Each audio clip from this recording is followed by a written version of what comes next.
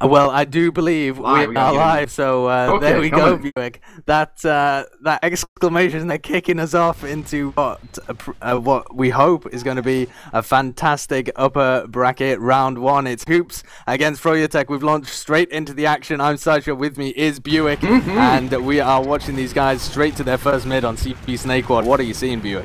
I am seeing a loading screen right now. Can you hit me with anything right now? Can you hit me with any kind of info? I'll hit you with all the kinds of info. It's 3v3 as we come back down to the first mid, but there goes Ash as well. So it might be looking like a pretty decent first mid here by the Hoops. They were in a 3v3 situation towards the end of that mid fight with a Soldier, Pocket and Scout up for both teams, but 20B there managing to play that pick onto Ash a little better than 4G, and they've come away with the first mid fight. This is teamfortress.tv. If you have just joined us, that was a bit of a rushed introduction, but it is Sideshow and BUICK casting the upper bracket round one between froyotech and Street Hoops. The maps are going to be just confirmed by BUICK in a little while, but Alpha went in for a bomb there, trying to get the Uber out of Shade, but Shade almost carelessly, not even realizing he was on him, and doesn't even bother popping. He's playing kind of close with Ash right now. Like, Ash is kind of wants to go in there. They're not really down anything. Ash is going in. He has 300 hit points. He wants to make the move. He gets one solid rocket on the showstopper. Has to back off. They're not really pressuring this Uber out of Froyo. They're getting kind of caught out. Banny goes down. Ash's aggression there kind of gets nullified. He has to back up. They're kind of just hanging over in Saw right now. He's trying to keep people off his team. Red's not really making too much of a move. You know, this is an even Uber, even Uber chance. Don't see any off classes. Maybe thought maybe Banny was going to come back with something spicy. Did not right now. Blaze is back, getting some ammo. Banny's back into the fight, so no problem there, getting his buff up. Everybody's kind of chilling in middle on red. Nobody wants to make this move. There is a lot to play for, as we were talking about earlier. Like, froyotech, they want to win this 2-0. They want to be guaranteed more money. They need this money to travel to the international land. So we're not going to see many. We're going to see probably the tightest play of the season from them so far. Absolutely, they will have been analyzing their play before all of these games in the ESEA Invite Playoffs here, and they will not be trying not to make any mistakes. Sizer takes a huge rocket there from Blaze, forced to drop back from applying some small amounts of pressure in the window. The Hoops roster might be slightly different to the one you are used to seeing them with. They're running with Kozen on Medic and Alpha on Roaming Soldier. Of course, we've got froyotech Ash there in on Pocket as well. Both teams still just feeling each other out. Clockwork and Banny moving themselves over, but Alpha's gone in for a bomb now. Shade only on 16 health, forced to pop there, and Clockwork down really weak as well. But that Uber so far away. 20B are going to get the better end of this by a long shot, BUICK. Indeed. Showstopper wants to come in. He has his Uber ready. They're slowly going in. Showstopper is getting kind of weak. He got pop early. That is really good on their part, making him pop. Showstopper's jumping ahead. Needs to be careful now. Deadbolt gets picked off behind. That can't happen. You can't drop him there. They trade for Duwatna. Paragon goes down too. Blaze, look at him making a huge jump. He's chasing down Showstopper. They want to get the kill here. They do. Kozen drops down. Not a good idea, Bartherman. He has to back out now. He loses his patience, and he is on very low hit points. 19 hit points. Just being chased a little bit. Needs to be careful. Meets up with Alpha. Alpha will protect him.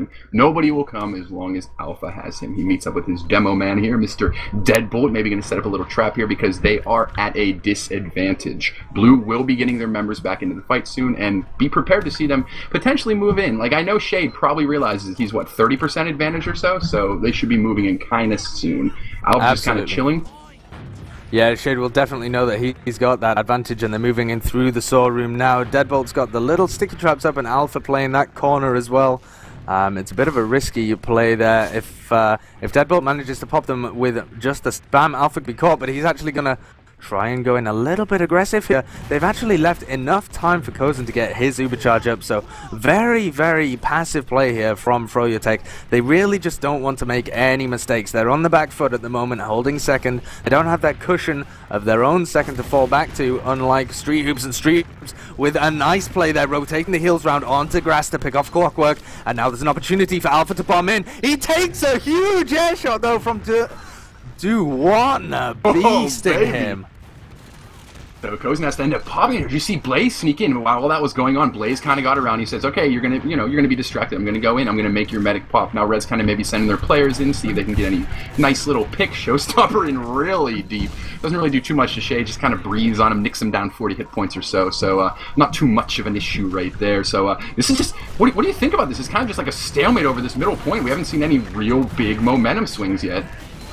But in all of these situations, it's always Street Hoops that are coming out of it the worst. Whenever they got that really nice Uber force before from Alpha, and the Uber was completely wasted from Shade, but then they mucked up that push into second, and now 4G have just managed to come out the better end of the whole second Uber charge trade. So even though they're playing it very slowly, and possibly because they're playing it so slowly, froyotech able to completely be in control of all the movement going forwards here. Oh, Size is going to get in cheekily and finish off Blaze on the bottom, but Shade and the rest of his team want to use this Uber in. Cozen is going to have his to be able to pop off as well, and Showstopper is trying to chase somebody out on the bottom. That's Ash. He does go down. That's 2 picks. Both of the soldiers down here for froyotech. There's a possibility of a repush, but whether or not they'll go for it. Yeah, I know. We have Cozen's kind of moving up. He doesn't really want to follow Showstopper, and he's coming back. Yeah, he's just going to arrow up his people. Showstopper can go for maybe a play here. Whew!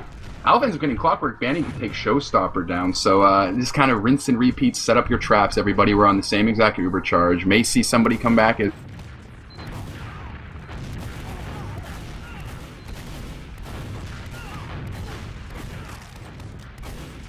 Alpha says, "Back off, friends. You're not going to come in right now," and they are backing off. Red did get their spawn, and that was that. Clockwork, as I mentioned, is back up on Sniper. We'll see where he decides to take his little shot and/or spot from. So it looks like he's coming in right now. Both teams are probably going to be patient, wait for their snipers to land something. Alpha versus Clockwork. Here we go. They're looking at each other almost. Alpha just needs to move a bit to the left, come over a little bit. Oh, so close. This shot could be huge. Ooh, both, and Alpha ends up whiffing one. Clockwork does not his shot. They may get impatient and start moving in now. Are we just going to wait the whole time on Clockwork? Whiffs another shot. Needs to be careful there. He's pushing up. He's getting impatient. If he gets jumped by a soldier, it's going to be trouble. He sees Alpha in his sights. Oh, he hits the headshot. Oh, it does not end up getting him, though. So Clockwork is right here. They need to put pressure on him. They can't let Clockwork push up this far to get a free headshot. There's going to be an issue. Thank God they're rotating somebody here finally. He ends up going down. Combination of a headshot and a rocket. I don't know if it's enough for Red to push off of. We will see. Yeah, I really think it's a bit of a poor decision for Clockwork just to trying to go man mode there straight into Alpha and Showstopper. The Ubers are going to be exchanged. Cozen is actually using it on the sniper there. He hits a headshot onto Ash there, but it's allowed all the position here for 4G, and they're actually picking up the frags. Deadbolt with a lovely 2K, and now Blaze is coming in trying to hold the aggression. Coming out, oh, and dropped Cozen down to 5 health. So that's really going to start to slow them down, but the player advantage so far firmly in favor of 20B, and Paragon's just come in. Absolute man mode there. Takes down to Warner. Chooses not actually to chase onto Shade on mid as he meets up with Ash and Banny, but they're probably going to get the second point out of this. They absolutely should, and with the demo man down of Dewantner and Clockwork, they've only just got their spawns. I think we're going to see this reset to a little bit of a stalemate here. Neither team has a sniper, so it'll probably come down to the roaming soldiers. Both teams playing it very slow and cautious right now. They just want to feel each other out before they really start getting the guns blazing. Probably gonna get some buffs. Like I'd like to see if Street Hoops were obligated to push it, we see Alpha Bay making the move. But here's gonna be where Blaze comes in. And there it is. There's the Blaze bomb. 1 rocket, 2 rocket, ends up going down. But look at that. No more Uber charge for Red. Blaze, check that off your checklist. Mission successful, partner. Red's gonna try to go in, and they're gonna maybe get 1 or 2 picks or nothing. They end up getting Clockwork. Clockwork did not need to die there. That could be an issue for them. They can't really take advantage and push even with an Uber and the 6 people. They need to be careful here. They don't give an F. Look at Alpha jumping in. He's coming in real hard right now. They're gonna try to pop off Shade's Uber. Blaze is coming in from below. Banny's really weak. Red's kind of stuck down below, though. They shouldn't all be clumped up there. We have a little fight. Banny right now versus Sizer. Sizer takes down Banny 1v1 on over there in the kitchen. They can't really move off of it, but they just kind of, more or less, based on their Uber charge percentage, they kind of bought themselves a second charge. Blue, I'm sure they would have loved to push in there against no Uber, but, you know, they can't go. They're moving in now. Do you think this is too late? I think this is going to be 4G putting themselves in a bit of an aggressive position, but they managed to make the Uber charge work. No, this Uber has gone terribly. Look at this from Showstopper, making them split all over the place. This Uber, so much better here for Street Hoops. They just need a few more players in around the choke point. But DeWarner's doing so much work there. They managed to get the picks on Shade and Blaze, but it's a 3v3 situation, and Clockwork is coming in doing crazy damage. Now teaming up with Banny, this scout duo, the best in Invite. Clockwork and Banny streaming forwards, picking up all of the frags, and Alpha's going to come in, and they managed to finish him off as well with the help of DeWarner. But I mean, that was such a better Uber charge, but 4G pulled them back and baited them into that choke point, where actually it worked in their favor because Showstopper was trying to push into them at the choke point instead of lumping up all of froyotech in there. He just needed the demo man of Deadbolt to try and put down some additional damage in that choke, and the Uber would have been so much better.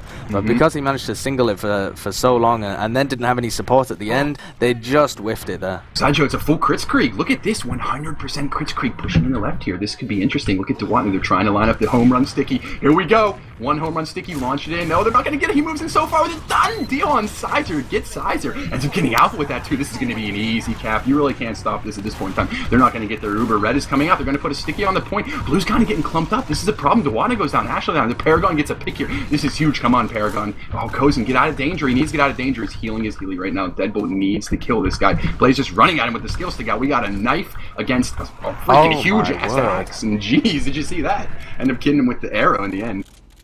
Yeah, that was a really ballsy play there by Blaze. But when Deadbolt's using his pipes, it really doesn't matter what health you're on, you know? It doesn't matter whether you're on 1 health or 99 health. If a pipe does 100 damage, it really doesn't make any difference, the precise number. And Blaze just playing so ballsy, they're trying for the pick onto Kozin. The Uber has been popped off here from Street Hoops. They're going to try and take it forwards. They've got so many picks here. Only Blaze and DeWarner left alive. They managed to pick up Shade as one of their first frags, and this is looking great from Street Hoops. Push out. They need to start getting this momentum, though, in my opinion. They need to keep 4G on the back foot because they are just so comfortable when they are holding between these choke points with all 6 alive and an Uber charge. And if they can keep froyotech bleeding some players and taking these fights, but it looks like they're actually going to come in and contest, they might have lost their opportunity to shut them out of that choke point. And 4G are now playing quite aggressively with that mid defense, and they found themselves a player advantage. Even though they are at an Uber disadvantage, look at them. 4G has to walk out with their tail between their legs. They literally can't even guard this second point. And that all started with Showstopper moving into middle and getting a sticky bomb trap exploded on his head. Alpha trades for Banny, and they're fine with that. Red's going to try to block this. This is their Uber. Kozin calling for probably an aggressive play here. His target's really far away from the beam. He finally reconnects with it. They do need to be careful. Shade's going to back out. They could just do a little Uber charge cycle here. When the spawns get here, they are at a very, very, very large disadvantage right now. No points capped yet. Look at this. It's still 0-0 at this point in time. Jeez, I don't even know. The big difference is maybe Shade died once and Kozin... Did Kozin die yet?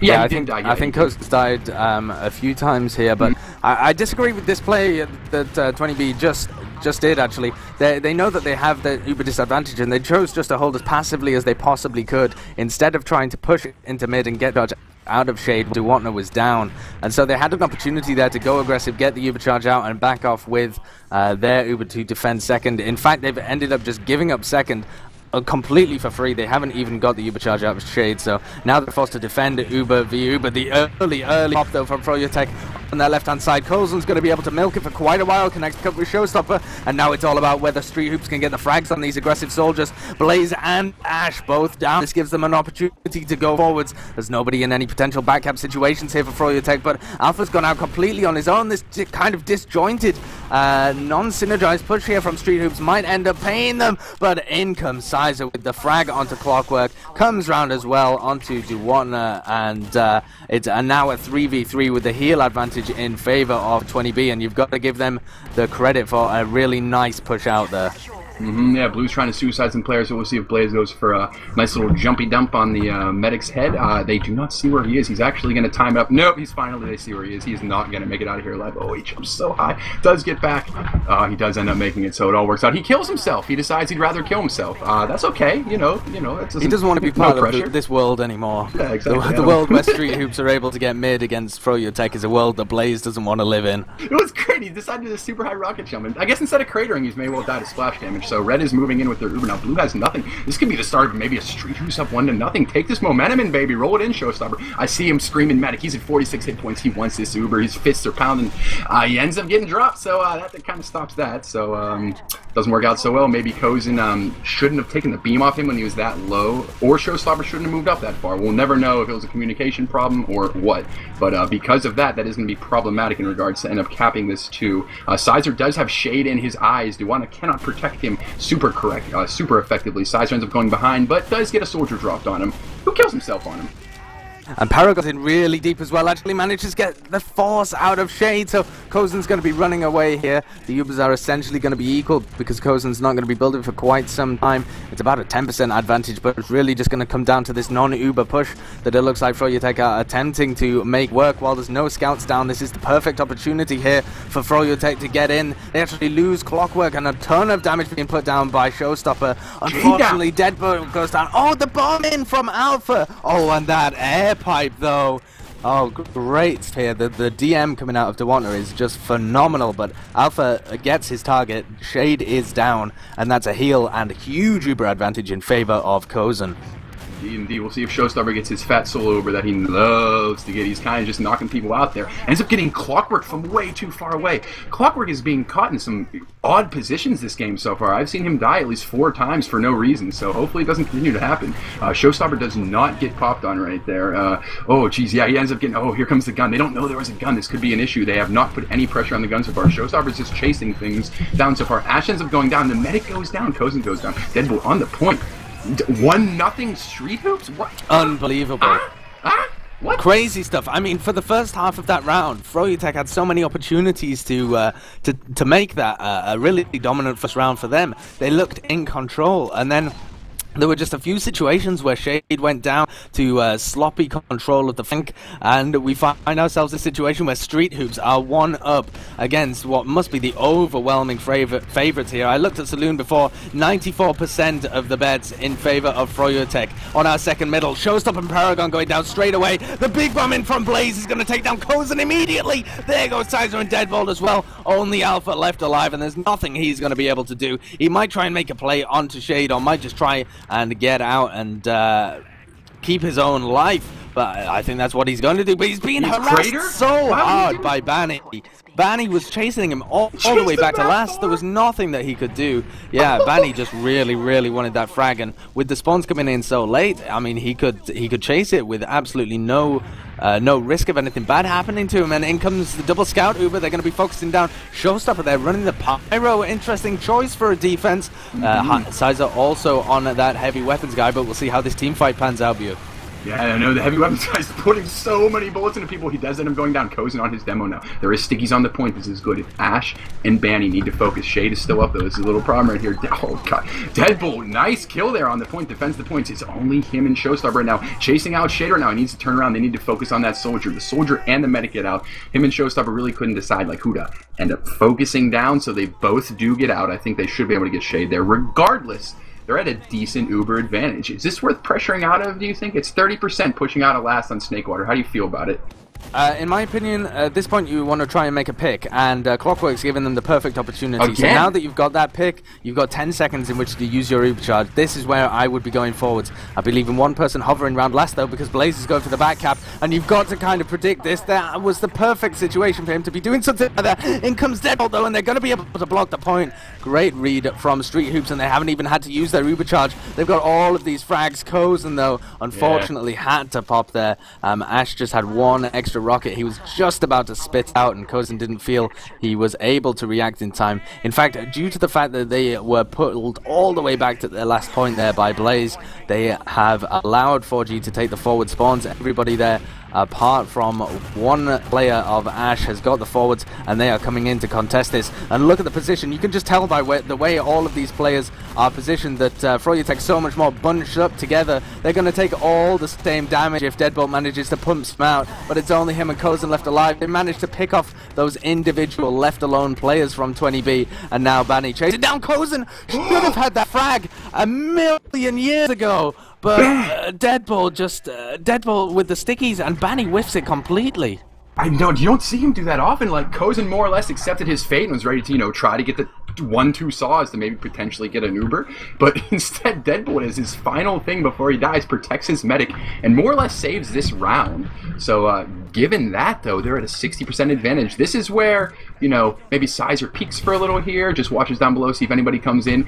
From what we've seen so far, this is where Clockwork has kind of went in and died when maybe he shouldn't. So hopefully they can rear him in right now, rear him in, make sure he doesn't really go up, but they're going off their Uber anyway. Look at this. Look what we got right here. Ash has to back up, Shade has to back up, but they end up having to Uber down below real quick. They do get 2 picks from this, but they're kind of getting denied. He can't really get through the stickies down there. Kozen walks on stickies he knew were there. He literally was watching them. He cannot do that. They have no medic now. They are going to get this point, but Shade is alive with 100% Uber advantage, so maybe you throw bodies at Shade right now. Maybe you try to make him pop early. Really moving back to last now won't accomplish much. They need somebody going at Shade. They need some kind of aggressive play here. Yeah, they have the 2 options. They can either sit as passive as they possibly can, build thousands of defensive classes up and sentries and heavies and all that kind of stuff, and that's the play that they're going for. But I agree that they really should have had someone in there for Shade. I think Alpha tried to make that play but got taken down a little too early. Here we see the early pop on the bottom. Showstopper gives his life up for that early pop. Alpha's doing a decent job at denying the Uber actually, and that heavy's working fairly well. This could be another defense here from 20B, but in a 2v4 situation now, they're just going to be able to play the point here. They got that heavy down perfectly. Oh, what an air shot! But that was in humiliation, so we're not going to give him the credit there. Blaze hitting the shots, but they've managed to tie it up 1-1, BUICK. Yeah, they started to pick it up right there. Like, we saw maybe a few fail pushes, and they finally learned. Like, you know, I find it fascinating they went for a Pyro there. He did die in about 2 seconds both last pushes. I think he would have been better used as another class. But on to the middle we go. And our boy Duwatna right now putting out some decent little area to now. Clockwork, everybody decided to go roof. Look at Froyo taking a lot of height advantage right here. Everybody sees him up there, and both teams kind of passive. Nobody's going for the big jump. Blaze does jump in and get completely denied. The soldiers are moving up right now. Bandy goes down. Ash is hurt. Blaze is going completely behind. He's going to be coming up from behind on Alpha. It doesn't matter, though. He may be able to get a pick here, but Red is just cleaning up everybody. Clockwork down. Oh, Deadbolt did a billion damage. To the nearest billion, he did a billion damage. That was insane. When the bomb came in, he managed to deny a soldier. I'm not sure whether it was with an air sticky or an air pipe. Actually, we've got a player in already. They're still dealing with Blaze, who's actually miles and miles behind them. So we'll keep our eye on him and see what he's up to. But yeah, Deadbolt on that middle just absolutely won it for them. Fantastic amounts of damage, perfectly poised. Wow, Blaze nearly picks up 2 of them. Did you see that? He takes out Paragon, I know, and drops Showstopper down to 14 HP. But in the meantime, the rest of Street Hoops have essentially mopped everybody up, and they're going to be wanting to make this a very quick 2-1. They need to be moving in already. Duwatna does have a trap low. If anybody goes there, they're going to get their head blown off. But instead, it doesn't happen. They're moving in upper left.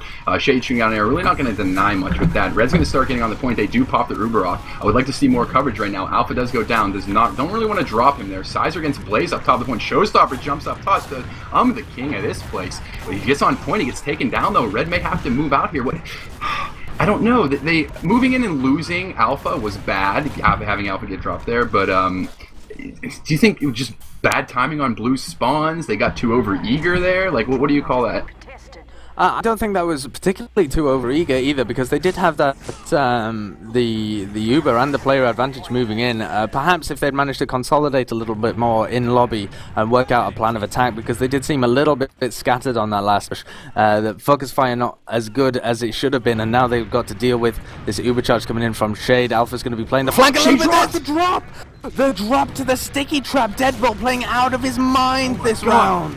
Oh my gosh! And on that, Blue has to come in and get some kind of pick here, and they're not getting any. So, you know, that's that whole, like, our medic just dropped, let's suicide on their medic thing, and it's not really paying off. They end up getting Paragon of a few stickies, but if Dewanda gets caught out here and dies, ooh, this is going to be bad. He doesn't really know what he wants to do. He's going to get flanked from behind. The scout's coming behind. Sizer sees him. Sizer's going to say, hello, welcome to my place right here. I'm going to shoot you once, shoot you twice, and you are dead, sir. Moving on to second point we go. Yeah, they're going to be moving their way into second. That full Uber advantage as well. Banny's going to be running the defensive engineer. Clockwork on that defensive sniper as well. They need to scout this out before they go in here, because 20B have had multiple opportunities to make this a 2-1 game with them firmly in the lead, but they've managed to mess it up every time just based on a lack of information and a lack of a concrete plan before they've pushed. They're going to Uber in. The demo man of Deadbolt is going to be focusing down that sentry. There it goes. They have used a lot of the Uber charge to take down that sentry though, and they need to start locking off spawns, getting these frags. Deadbolt goes down. That's a lot of damage missing, and this collapse from froyotech could be well timed, but the damage just coming out. They really hated them on the point there, I think. I think the 20 plan on that last push was to look like they were going for the point, at which point froyotech collapsed on them, and really everybody from froyotech was all in the same place, and 20B just went, ha, gotcha. Gotcha! And just piled the damage into them. 2-1 the scoreline. It wasn't expecting this, BUICK. No, not in any respect. So we'll see here. Dewanda kind of playing aggressive here. They realize that this little passive opening isn't going to work for them. We'll see when Blaze goes for his jump. He kind of gets denied again. I've seen Blaze get denied a few times this time. Alpha goes in, puts some damage up. Doesn't really accomplish much. He gets a follow-up from Showstopper. Not really accomplishing much either. Red kind of has to move out here. With Scout, Demo, Scout, yeah, it's not looking too hard right now. Hopefully Kozen can make it out with his Uber. He does. He is able to. Oh, they're getting flanked really quickly. Blaze jumping in with the huge 1 rocket, 2 rocket. Kozen needs to go out right now or he's going to die. He is low. It doesn't matter if everybody's dying. He needs to get out with his Uber charge and pray that spawns come in time. Given that, Blue hasn't even capped middle yet, so if they're going to maybe put some pressure on the last, they need to be careful. They're going to find themselves wildly out of position here as Alpha and Showstopper, but here comes Ash in behind onto Kozen and actually takes him down. I don't even think that was a drop. Did he have his I think it was like 99. I didn't hear the drop. That was so unlucky there, but they had to expect that. I mean, they noticed him bombing in, and Kozen just sat there. That's well done by froyotech, frankly. For Ash to spot that opportunity is a fantastic individual play, but they've committed so many people to capping mid and now capping second that they might not actually get this last point. Even though Kozen didn't have his Uber charge, they're not going to be able to take it. Only Dewanda and Ash alive, and Ash is a spawner miles and miles away. The reason they weren't able to get that was that, as you called, they were capping mid for so long and then had to leave a scout capping second, so they essentially went into that 5v5, and then the spawn from Kozen came up, equalizing the heat advantage, and they got nothing done with the initial part of the Uber charge. So a really badly timed last push from froyotech. I think they went into that a little too over eager. Perhaps should have just waited for everybody to get buffs in lobby and again just have a plan of attack. And now Kozen with the Uber charge advantage. Yeah, Showstopper's moving in now. They're keeping the buffs on, and Kozen gets launched sky high. Does end up connecting his Uber charge to Showstopper, who is chasing down people right now. Oh, it's a meat grinder right there. Hopefully they followed up with some scouts. They did not, because there's somebody behind right now. They need to deal with him. Look at 20B is kind of spread out right now. They don't really know where they want to be focusing their attention. Kozen kills Ash with a needle, an arrow right there, and Showstopper kind of caught out, does get taken down, traded for Banny. They'll take that trade any day of the week. And moving on to the next point, we will see where 4G wants to defend from, because they do have this Uber charge advantage here, but they're down men right now. So this right now is where Red, no, they're not moving in. Look, they just set up their traps. They're being calm, and they're waiting. They're going to try to get their Uber charge in time, and based on how quickly they are building, I think they will be able to get it. They have about 12 seconds until that Uber charge is up here for Street Hoops, but 40 are taking their time coming in. They want to make sure that there's no sneaky traps here that Deadbolt can use to drop shade. 95% though, and the cap has only just been started. This is going to open up an opportunity here for Showstopper to lead the push back in. Clockwork got in behind, and Paragon and Sizer are going to quickly focus him down. Blaze has got a pick on his counterpart of Alpha, but I do believe he's going to go down in exchange for that. Showstopper a little bit disconnected expected from his team, but froyotech aren't going to punish it. They don't have enough players alive, and they're going to bail out of there. And that really was just a little fault there from froyotech, not pushing quite as quickly as it should have done in order to take advantage of that Uber advantage. And that Showstopper does end up going down again. A really nice sticky pipe combination from Deadbolt, taking out more people. He is, you are right, playing absolutely out of his mind right now. He wants this badly. So we'll see if he can put up another sticky trap right here. Alpha goes down, kind of going to stem the flow of red players in here. They're more or less going to back up and give it, you know, you can take our point. We'll put up we'll take this even Uber, put up a nice little trap, and wait for you to come into us. Wait for you to make this mistake again. And froyotech looks to be eager to make this mistake. Blaze is coming in right now. They all see him coming in. I don't know if he's going to accomplish much with this. They are clearing stickies. He ends up going down. Like in an even Uber situation, I don't think it was very smart idea for him to just go in for the maniacal soldier bomb right there. So they do trade off for Paragon. Need to be careful there. Cozen does not want to use his Uber. He finally does. We'll see how many people he covers with it, because he's not covering a lot of people. That's Showstopper down. That's his boy down. Covers with Alpha. Alpha takes on Banny. They need to be careful. Clockwork does end up getting the Uber here. This is not what Red wants to see. Clockwork doesn't really know what to kill right now. He's going with the medic. He's not going to mess this up. 1 shot, 2 shot. Does not kill the medic yet. 3 shots. Medic finally down. Shade. Ooh, needs to be careful on the other side there. Alpha was kind of going for Shade. They end up getting the best of Street Hoops right there. It was kind of like, you know, they Ubered in. I love this coming in. Sorry to interrupt you, but here comes Showstopper in from behind. Shadowburn, what on earth am I talking about? Filthy Euro. No, and here comes the follow-up from Sizer. I saw Sizer and Paragon waiting there in the kitchen. I wondered what they were up to, but it was Showstopper who led the charge, came in behind, and that is the stalemate. That is the first half. It was such a slow game right at the beginning, and that is the time. Look at the points, though, on Cozen. I was just having a look at that. 104 points after 30 minutes. I've never seen that before. I have never seen 100 points after the 104 points after 30 minutes of a slow map. I mean, that was... did he never die? I have no idea, man. But Street Hoops leading the first half 2-1 is not what anybody expected. This is such a phenomenal underdog story, BUICK. Oh, it's fantastic. This is look. I can't even know what to say. Like, you know, we were talking about like Froyo. They need this money. They need this money for Lynn. We thought they were going to come in playing perfect froyotech ball, and no. They weren't. There was many mistakes. There were people dying out of position there. There were people dying when they shouldn't continuously. There was beef last pushes. Like, I'm not taking no credit away from 20B. They played extremely well. Just when kudos to Cozen, maybe? Like, when you stay alive as much as he did, like, just if you look at the stat line. Okay, we'll bring this down. Cozen, 7 assists. 7 deaths. 24 assists. Think about that for a second. Compared to Shade, 12 deaths, 12 assists. And a drop. Now, I'm not saying it's all the Cozen and Shade show, but Cozen is, you know, giving Shade a lesson in medicine right now. So they need to. What do you think froyotech needs to do? Well, I think it speaks. It really says the wider story of this game, in my opinion, which is that 4G are not. They're using their flank offensively, and the thing that does is it really opens them up to people getting behind and onto Shade and onto pit players from behind. So anytime Alpha, even Showstopper when he goes aggressive, Sizer, Paragon, whenever any of them want to get behind, they can. And what 4G are really... what they're really banking on is that instead of their flank covering that flanking route, their flank are going aggressive and trying to get the frags to open things up for their combo to then just come in and roll. So Blaze and Clockwork are playing this really aggressive style, which we've seen from froyotech quite a lot, where they will try and get in, they will try and bully their way in, get a pick, and Clockwork's fantastic at doing that, but it's just not working out for them today.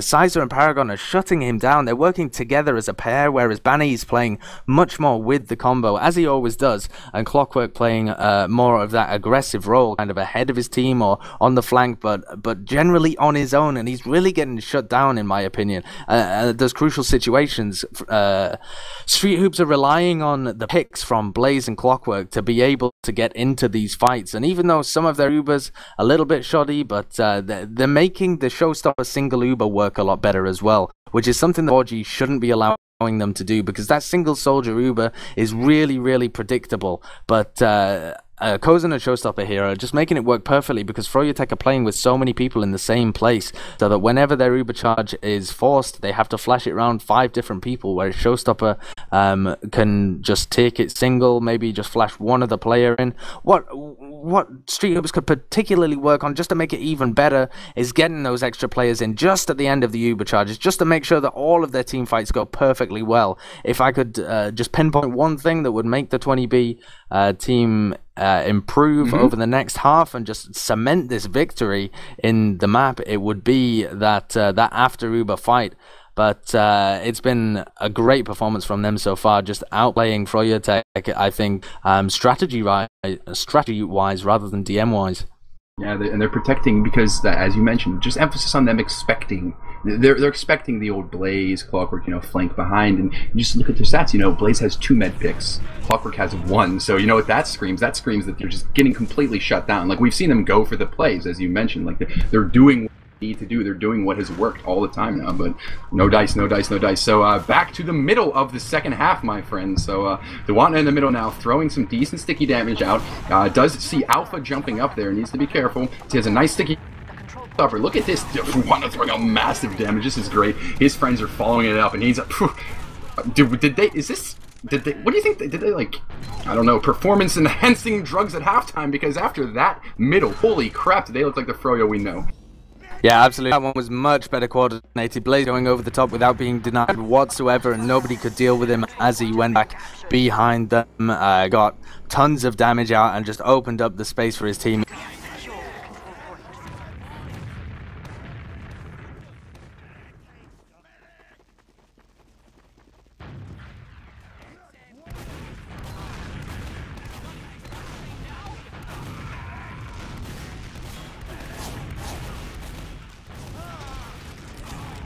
They're getting onto Kozen and Paragon. Another rocket and a meat shot to follow up. It's only Deadbolt left alive. I really don't agree with that Alpha spy play and the fact that he died there. He's got to realize that he didn't have any time to work with. Defensive class may have helped, but yeah, this was just a really dominant round by Froyo. What's the best thing he does though? He gets the med, like, it doesn't make, he's gonna die instantly, and the rest of the people are just gonna cap the point. Some spy plays are fine. That was not a really good time to go for it. So let's hope we don't get in a position to see an Alpha fail spy again. So we'll see if Deadbolt can carry over his first half dominance. Sim versus Dewanta, they're playing very aggressive now. Does not hit any pipes yet. Does see a scout coming at him, so he ends up backing off. We'll see if there's any aggressive play. Blaze fakes going in the kitchen, comes back out and dies. Maybe you should have stayed in the kitchen, Blaze.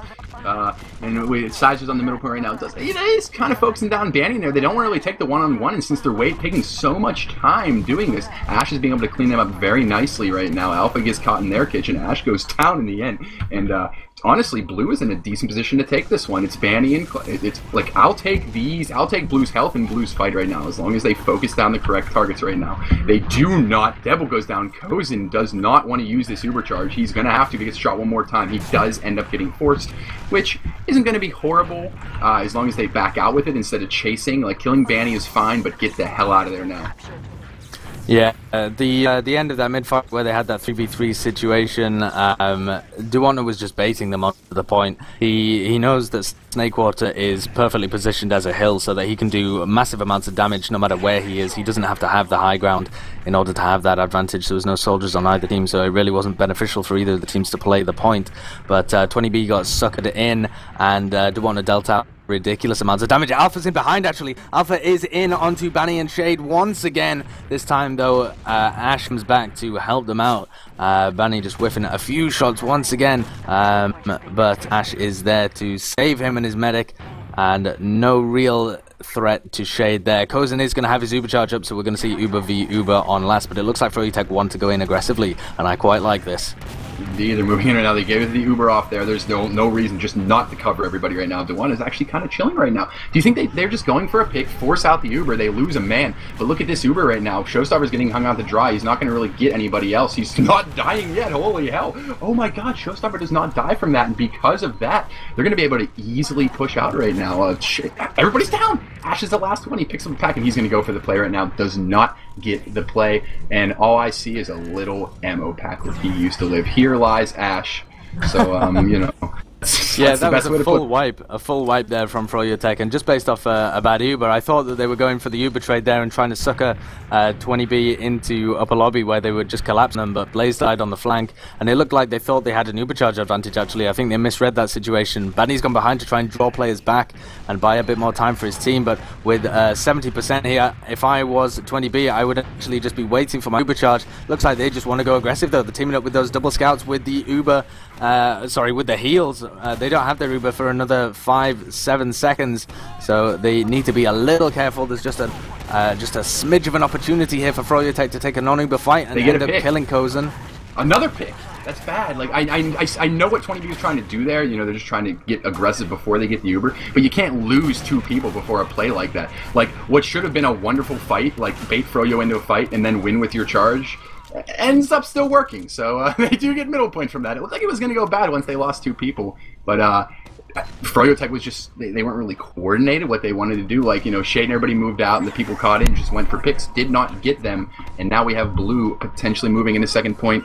They're not going to really strong arm in, even though they're up of 2 people at the time. Red Spawns will be able to hit there and set up a defensive positions on 2 in time, including this Uber charge advantage. Do you see Froyo maybe trying to jam this in right now? Yeah, absolutely. I think that they know they have that Uber charge advantage and they are going to be playing aggressively with it. They're going to be moving it in through that choke point. Blaze and Clockwork again covering the flank, and the rest of the 4 players of froyotech hammering this forward. No force coming out of Street Hoops, but I think they're going to try and block with this Uber charge. They know that they've got it. They're actually just wondering what is best to do, and having lost all of that position and all of that cap time going quickly the way of froyotech, instead decide just to hold second here. The score is 2-2. The overall score, the score this half, 1-0 in favor of froyotech, but at the moment I think 20B are pretty happy just to hold on. Yeah, they are right now. Like, they're just like, even froyotech, they kind of just, they're slowing down their game right now. You know, maybe they're getting it back together. But I haven't seen, actually, to be honest, I haven't seen Clockwork die, like, you know, by himself in a long time. So they're kind of just playing it smart. Maybe they're going to buff up one of their soldiers and go for that kind of pick. But we do not see any suicidal plays outside of that. Blaze does not end up getting anything from that. 20B kind of backs off, realizing that they're swinging. Oh, look what they're doing. They're going to go kitchen. Oh, there's too many stickies. They're going to have to Uber early, and they do end up Ubering early. We got the showstopper. Fat Uber pulls out the shoddy boom body, and instead Shade covers the person with the Uber that he was shotgunning, so it does not end up working. Kozen comes back, meets up with his scout. Showstopper still not dead from that. Jeez, right now, if Ash gets taken out here, this is going to look really good for Blue. Red needs to get out right now. They need to get out superbly fast. Oh my god, Banny. Oh, Blaze says, get away from my medic, get away from my Banny. I love my Banny, and ends up killing Alpha. Trades his life for it, but that's okay. So, Banny and Shade end up staying up so that you can charge up Shade's Uber. They're a little behind, but they will be able to catch up if they charge aggressively. Yeah, and look, if we break down what happened there, it's exactly the same thing as they were using that first round. So first of all, they bait in the aggressive roamer from Blaze. They had their positioning set up perfectly just to deny him. And then Paragon and Sizer work on the flank just to get the pick on Clockwork. And once those 2 players are down, it is easy game for them. And that just seems to be the game plan here for Street Hoops, and it's working out fairly effectively. They've gone in with that Ubercharge advantage, and they've picked Shade. They've got Ash as well. Blaze is in behind. He's going to get taken down. Only Clockwork and Duwana left alive. Clockwork's going to win the 1v1 against Alpha, but Sizer's going to shut him down. And look at Sizer and Paragon. They're always going together whenever they know that Clockwork is around. And that is just exactly what they need to do. It really does seem like Street Hoops have got the measure of froyotech, and they want to make this a 3-2 game right now. They have that Uber charge advantage. In my opinion, should be waiting for the Uber as well. But as soon as this is up in about 20 seconds, I would be expecting a push here out of Showstopper +5. It's not gonna, like, they can't do anything. Like, Banny has his gun up, and that's okay. They are switching the side up that the gun is on. Ooh, he's actually throwing it in a 3rd location. So they've had it, like, back by the left spawn, back by the right spawn, and now he has it down below. Like, they can probably hear it, and they know he has a gun at this point in time. They may not know the exact location, so it's always a little spot you can catch somebody off with. Considering that Blue does seem to like coming from bottom, it'll make them Uber early, and they're Uber less effective. Alpha goes down. Nothing Red can really push off of, especially because they have Clockwork sniping. Maybe if he gets a real quick shot and pick somebody now, they can. But outside of that, I think Red is just going to be fine, sitting on their laurels and saying, Blue, come to us. We've got a gun up right now. We're not moving. You guys make a mistake pushing in the last. Absolutely. I think as They just play the sniping game here. Alpha trading off his roaming class to pick up that sniper rifle. Yeah. He's going to be moving over towards Cheese, where he can try and get an angle. Again, I would prefer him not to try and take the straight 1v1 against Clockwork, but they just can't resist this game of pride here over who's the best sniper. I'd really like Alpha just to be playing it a little smarter and rotating around for a more important pick. It's not even that important if they take down Clockwork, who has that full 185 buff. I mean, if you can get into the drop-down area or peek from bottom, he might be able to get a pick onto Duwatna, which is so much more important, but they just can't resist this this virtual epeen contest of who's going to win the sniper v sniper, and it's interesting to watch who manages to finally get the click on each other's head. It's tense situation, but now that Clockwork isn't really being pressured, it looks like he wants to move up a little bit into lobby and try and get a bit more of an aggressive defensive sniper positioning. Alpha's went the opposite side too, so Alpha's actually peeking where the stickies are. We'll see if he can get a nice little headshot right now. Oh no! Ends up getting taken out from Duwatna. Thank God Duwatna's watching his sticky trap, because you never want to lose your med from that. Alpha, when he finally decided to rotate, which was probably easy to call out considering Clockwork was like, he's actually not on me for once, that means he's somewhere else. Duwatna killed him. Clock's moving up, he wants this shot, he wants to actually drop the med, he wants to win this round himself. We'll see if he gets another little easy shots, easy pickings at anybody right now. 20BR kind of playing smart, they're staying away from that right now. Showstopper's going to get his, maybe go across to Duwatna, and Duwatna has a little sticky trap on that barrel, so any aggression towards the right side towards him will end up being a death. Shay's just rotating around, buffing everybody up. Like what, this is the average last hold right now. Oh, I do hear a headshot go off. Does anybody end up, Alpha does end up getting healed up from that. So, what, Alpha versus Clockwork again? Yep, he's back up with the lizard on his shoulder, and he wants Clockwork this time. He sees the heal beam going across. Ooh, they take another shot at each other, miss. I want to see one of these two kill each other. They want this so badly. Oh, goodness. Right there. Clock goes out really aggressively, ends up getting Alpha, but when you're overbuffed, you're overbuffed. So, this is just, it's impossible not to watch these guys because they're so concentrated on each other right now. They absolutely are. Clockwork's moving over into that drop-down area. Size is pretty close by, and I don't think he realizes Clockwork's there. Otherwise, Clockwork is the easiest pick in the world. There goes Sizer. He's going to be able to take down Clockwork, surely. There we go. After a few small misses, they have opened things up, and they have to use this opportunity to try and get in. Even just if they want to sack some players into shade, I think that might even be the correct play here. Instead of actually trading their Ubers, just try and sack, but they've managed to identify where the sentry is now. They really should have sacked in a soldier instead if they're going to sack somebody. But Alpha is still on sniper, actually, hasn't had to respawn because he hasn't died, and Clockwork has now gone back to the scout role. So I think 20B really need to try and break down this defense in a different way. The sniper's not quite working for them. 4G able to predict it fairly well, so I think they need to try and revert to some kind of sack, maybe an Uber trade, but it's very difficult trading the Ubers in that situation. I think really the play of here should be Alpha playing very aggressively. Well, there we go. And once he's taken down, once he's taken down and respawn, I think they should be going for a sack unless froyotech push this. But we'll see what Kozen and everybody decide to do. There goes Blaze, though. I didn't even see Blaze, but he got in all the way from the bottom. Nobody watching that from Street Hoops, and he was in straight onto Kozen. This Clockwork dropped down as well, trying to get the kukri on him, and actually forces it out of Kozen. What an odd series of plays. That was very, very odd. He drops. Jeez, jumps down with his waving that big knife around like swoosh. Doesn't end up getting any picks, but forces an Uber. So I mean, you'll trade that any day of the week. They do something to note too. Banny did move his gun, obviously smartly. So this time, like I see, as blue goes in, they look where the gun used to be. Blaze goes down. Oh my God, one more pick from red. This is gonna go down to Alpha. Look at it. Kozen is just literally standing still, keeping the triage up proper good. And, oh god, the gun goes down, but they lose Paragon and Showstopper because of it. Oh, Kozen, get away. He should not be in front of his PLE right there. Because of this, we're going to have a problem. Any little shot will take him down. Ends up going down, and finally, Red is going to get their .2 back. Yeah, Street Hoops really felt like they had to make something happen there, and given that they'd been on that same push for 5.5 minutes, literally just trying to push it again and again and again, I think they're justified in trying to make something happen. They're taking a bit of a risk. It didn't work out for them, unfortunately, and now froyotech on the offensive are going to be able to pick up mid, but Paragon, oh, there he goes. He was on the sniper, no more, into the spawn queue, and froyotech with a 2-player advantage and an Uber advantage going to be wanting to push this one pretty much all the way to last. We'll see where where can they attack him at this point in time? Like, we don't see any kind of little... Ooh, is Paragon going to come back up as Sniper? Alpha on the Pyro this time. Their Pyro play has not worked at all. So we'll see if the Pyro dies in 2 seconds. Yes, actually that was probably about 1.5, so I gave him the benefit of the doubt, didn't work out. Sizer being healed up, kind of saying, everybody get the hell off my last point.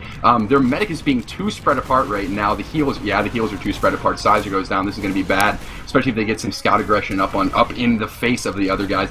They end up popping the Uber from this, so, you know, that's not bad. We'll see if, oh, look at Banny with that beam on him, does end up going down to an Uber charge scout. They'll happen occasionally, and, Blue, it's just set it and forget it, rinse and repeat. We'll see if Blue wants to play a little aggressive here. Like, they realize this is a dry push. I don't see where Duwana's sticky trap is. If Blaze goes down here, that's an easy push, and Showstopper jumping way up ahead. He's separated from his medic.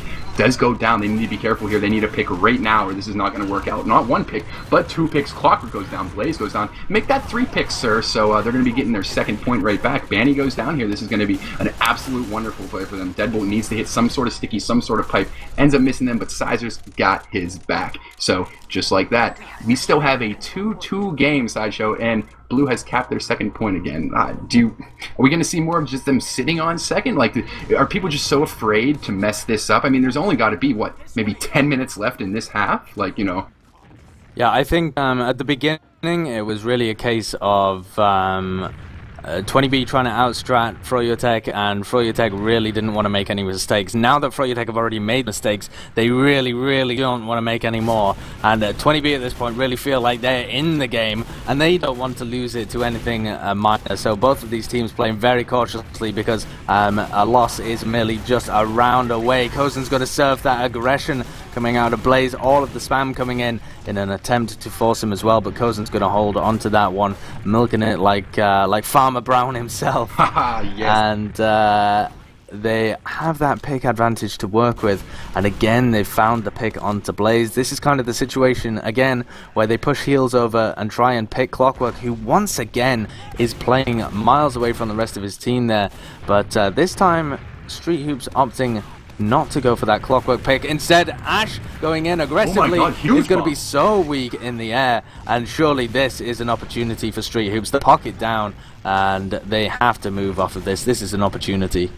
Showstopper's going to come in with his solo Uber right now. I love watching Cozen Uber Showstopper because it's more or less just him like standing still watching Showstopper. Well, doesn't really accomplish much this Uber, but he ended up getting a fat Uber, as he likes to call him. So he moves back out. They don't really have to deny Red. There was no follow-up aggression from Red. Just a, you know, simple, clean Uber exchange right now. Paragon goes down. They need to get a pick now, or this is going to work. Dewan is so weak. He ends up going down. Oh no, with Clockwork down too. Is this a pause? Woo! All right. A slight, small break in the action for this a tactical pause, BUICK. I know, that's what they ended up doing. So now, given this situation right now, like Shade, he's on fine health. The health pack, it looks like he just grabbed it. One of them just grabbed it. Is anybody going to be chasing Red right now? No, it kind of looks like, it's always fun to think like when it's unpaused, like are we going to see any aggressive play from anybody? I think we probably will, to be fair. I think Blaze will probably be moving in onto them, but it depends whether Ash and Shade feel like they can follow up on it, because if Blade sacks his life away there, the spawns are going to come in for 20B a little sooner, so they might have another opportunity to push. I think at this point, though, 4G can afford to use that aggression from Blaze. He's going to be fairly weak in the air, though. It might be a simple matter for Showstopper to deal with him, but Showstopper's fairly weak as well. He's only on, what, 50? Yeah, 54 health. And you look from both their perspectives. They don't, like, one, they should be, you know, hitting tab, knowing Blaze is up and expecting it. Like, I know Cozen is that smart. Hopefully he thinks about that. But neither of them are really looking at Blaze right now. And he'll do. Oh, there we go. It's unpaused. We'll see what Blaze go for. Going for the bomb. 1, 2, and Cozen and Showstopper are moving out. Nothing ends up happening from that. So Cozen smartly backs out. Gets down to 69 hit points. Oh, my God. Blaze is playing aggressive right now. Take. Oh, my word. Cozen, don't play that close, sir. Oh, no. That's very bad news. Showstopper chasing down Shade does not get him right there. That is Alpha gets Shade? What? Alpha putting the team on his back. Oh my God, Alpha. Well, you know, as much as he could in that play. Blaze ends up going down to Paragon. Paragon trading his life because Banny's here saying, "Give me this damn point." Deadbolt gonna throw a few sticks down, see if he can get a little damage. He does, and Sizer ends up cleaning up. You know, Sizer's heating up right now. He's heating up. He's so hot. He's going back to respawn. So he ends up dying.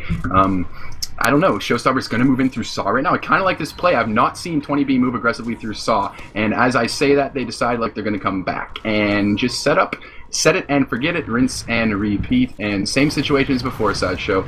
Except for the fact that Clockwork's behind. Hello, my name's Clockwork. I'm behind you, and I'm killing Paragon. Kozin with a beauteous surf hits the arrow mid-air on Blaze as he's going towards him to finish him off. And because of that, saves his own damn life. Another pause, you think? Is this what I'm seeing correctly? I think so, yes, it does look like another pause. Kozin, though, seems to be playing an absolutely godly game on Medic. I mean, Shade is playing fairly well as well, but Kozin, whenever these aggressive bombs are coming in from froyotech, not a single one of them seems to have found their mark. Kozin holding his Uber, holding his life every single time when required. And just look at the players that are down at the moment. Again, it's Clockwork and Blaze getting picked here as they go aggressive, and it's the flank from froyotech constantly going in, and they're just not making it work this map. They're not opening up the holes in 20 for the rest of their team to compound upon. And I think part of that is the positioning from some froyotech players as well. So far back compared to their flank, there seems to be a little bit of a disconnect, whereas normally Blaze and Clockwork can rely on that instant follow-up. But again, Clockwork and Blaze not having the best games I've ever seen.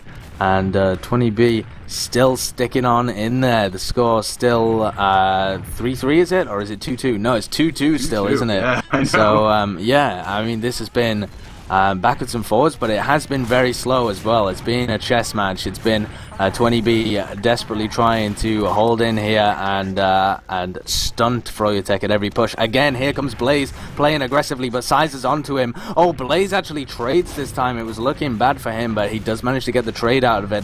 And Paragon may get caught as well. Yeah, he does go down. That's really weak. But Clockwork's in behind, managed to get onto Alpha. He's going to trade his life, and this is the kind of messy play where froyotech might be able to come out on top, but just in terms of sheer DM quality. And it looks like they've managed to bully 20B out all the way to their last. Yeah, I know, and with the 60% advantage too, we're going to need some off classes, and hopefully they don't try to bring out the Alpha Pyro again. It hasn't really worked. Instead, Paragon is trying his hand at Sniper. Red Uber's coming in, though, and they don't care. Clockwork's coming underneath. He wants some kills. They're 2x on the point. They need to be careful. Alpha jumps up in the air. Like, they had to expect that. Like, when they saw the Uber in there, they all ran back into spawn. You know, nobody died. There was no entry frags whatsoever. So, you know, 4x on the point. 3-2 to our froyotech boys. You know, maybe 20B will be, we'll see middle-wise. Do you think they're going to absolutely play aggressive now, try to catch Froyo off like that? I think their strengths on middle have been being able to get Blaze whenever he isn't going aggressively into them. So if Blaze is playing in the kitchen area like this, Alpha and Sizer are trying to team up on him. But it looks like Blaze may have got the better end of it actually this time. Clockwork has come in. They've absolutely destroyed Sizer and Sizer and Alpha here. They come back in, clean everybody up here, and this is a dominating mid from Froyo. It was looking bad for them over the past 30 minutes, but they have really started to bring it back now. The score is 3-2 here, and froyotech looking like they want to have another quick round on the board, make it 4-2 before the time runs out in this second half. Shady's going to have that full Uber advantage to push last with. Uber advantage right now, yeah, going up to any kind of... We do have a heavy and Paragon on Eng this time. I agree with that a million times more than their Paro play that they've been doing. They may be able to... The gun is kind of in a spammable location from underneath right now. Yeah, look at those Deadbolts trying to block it with rockets. Showstopper goes down, not what they want to see. The Alpha Pyro this time is denying a bunch of people, but this time dying in 1 second. Right now, they need to be careful here. Kozin has to go back into spawn. Paragon's going to die. He switches off the Sniper back on the Scout. They need to guard the point this time. 1x on the point. Does end up going down. Deadbolt with the nice frag right there. 1x on the point still. They need to be careful. Dewana just needs to walk onto the point right now. Paragon's the last man alive, and unfortunately, that's not going to work against 3 people. So, they found their stride, Sideshow. They have. They're up 3-0 this half right now. Do you think this... Is this where it ends? Is this where we see Froyo take the first map? I still believe in Street Hoops, actually. I don't think they're going to be crippled that easily by a bit of momentum from froyotech. If they manage to come out with a decent mid this time, it doesn't have to be a wipe or anything like that, but Street Hoops can slowly start to build their deficit back to an equalizer. Ash is going to be bombing in. That's a big shot onto Showstopper, but Showstopper gets a direct onto Clockwork as well. In comes the bomb from Ash. This is a great play by Ash. Showstopper's going to follow it up as well, and Ash gets blasted away there. Alpha's play followed up by Showstopper, just absolutely fantastic. But it's only him, it's only Cozen and Deadbolt left alive, and they're getting pressured down hard by this scout combo that they weren't able to deal with. It was looking so good there for Street Hoops, but they lost their scouts, and compared to Clockwork and Banny, who managed to stay alive, the potential cleanup power there with Clockwork and Banny alive at the end of a mid is phenomenal. And Cozen will be back. Oh, this is going to be a nice advantage, probably up to upwards of 40 to 50% right now for Red. They're going to be moving into last. They finally do end up getting this middle point. There were enough frags there, so Blue could potentially poke at 2, maybe try to catch somebody off guard who jumps in a little too quick, but they may be back to their last right now because they got to be counting in their head. The only thing's going to save them is that they've now went Kritzkrieg. Their back is against the wall. This could be game point right now, and the Kritzkrieg medic does not go down. He gets jumped. He is so weak. I don't even think they know he's on crits. We'll see. How maybe that soldier called it out, maybe he didn't, or else we could be seeing a lot of carnage moving up soon right now. Sides are kind of calling out where they are. He's scouting out where everybody is. He's saying, hey guys, if you want to go for this home run sticky bomb, do it. And here it goes. Deadbolt's prime. He's about to launch it on. Oh my god, perfect pop by Shade. They had to know that was coming. Shade ends up dropping nobody here. Beautiful triage, wonderful coverage. Even Deadpool can't hide in that corner right there. So now Cozen is stuck. He's stuck on Kritzkrieg, and he is getting flanked. He may be thinking Clockwork. Look where he's hiding underneath the steps right there. Clockwork does not go after him. Clockwork decides to go for the scout instead. Ends up dying to the scout, and now last point. 2x on 2. Blue's getting their spawners. You will not be able to stop last down here. Oh, and it was a really admirable effort here from Street Hoops at the beginning, but just towards the end there, Froyo just took a look at themselves in the mirror, realized who they were, and decided to pull it out the bag. So the final score 5-2. I really don't think that scoreline does it credit, though. It was so much closer than that for the full 50 minutes of the match, maybe 45 minutes of the match. It was an absolute nail biter. You could not tell who was going to win, and it really did look like Street Hoops were going to take the first map there for a moment. They did, man. What was it? The first it went to time. Like we were talking about the first half. What was it? 2-1 Street Hoops went to time. The rounds were that long, and we were just, I mean, you know, was the strategy different? You know how we were critiquing what maybe perhaps Froyo was doing wrong in the first half? Like, did you see a lot of that same stuff in the second half? I really didn't. Like Clockwork and Blaze, they were, you know, dying a little. They were still dying, but would you like maybe they were accomplishing more when they were going in? I don't really know how to break that down.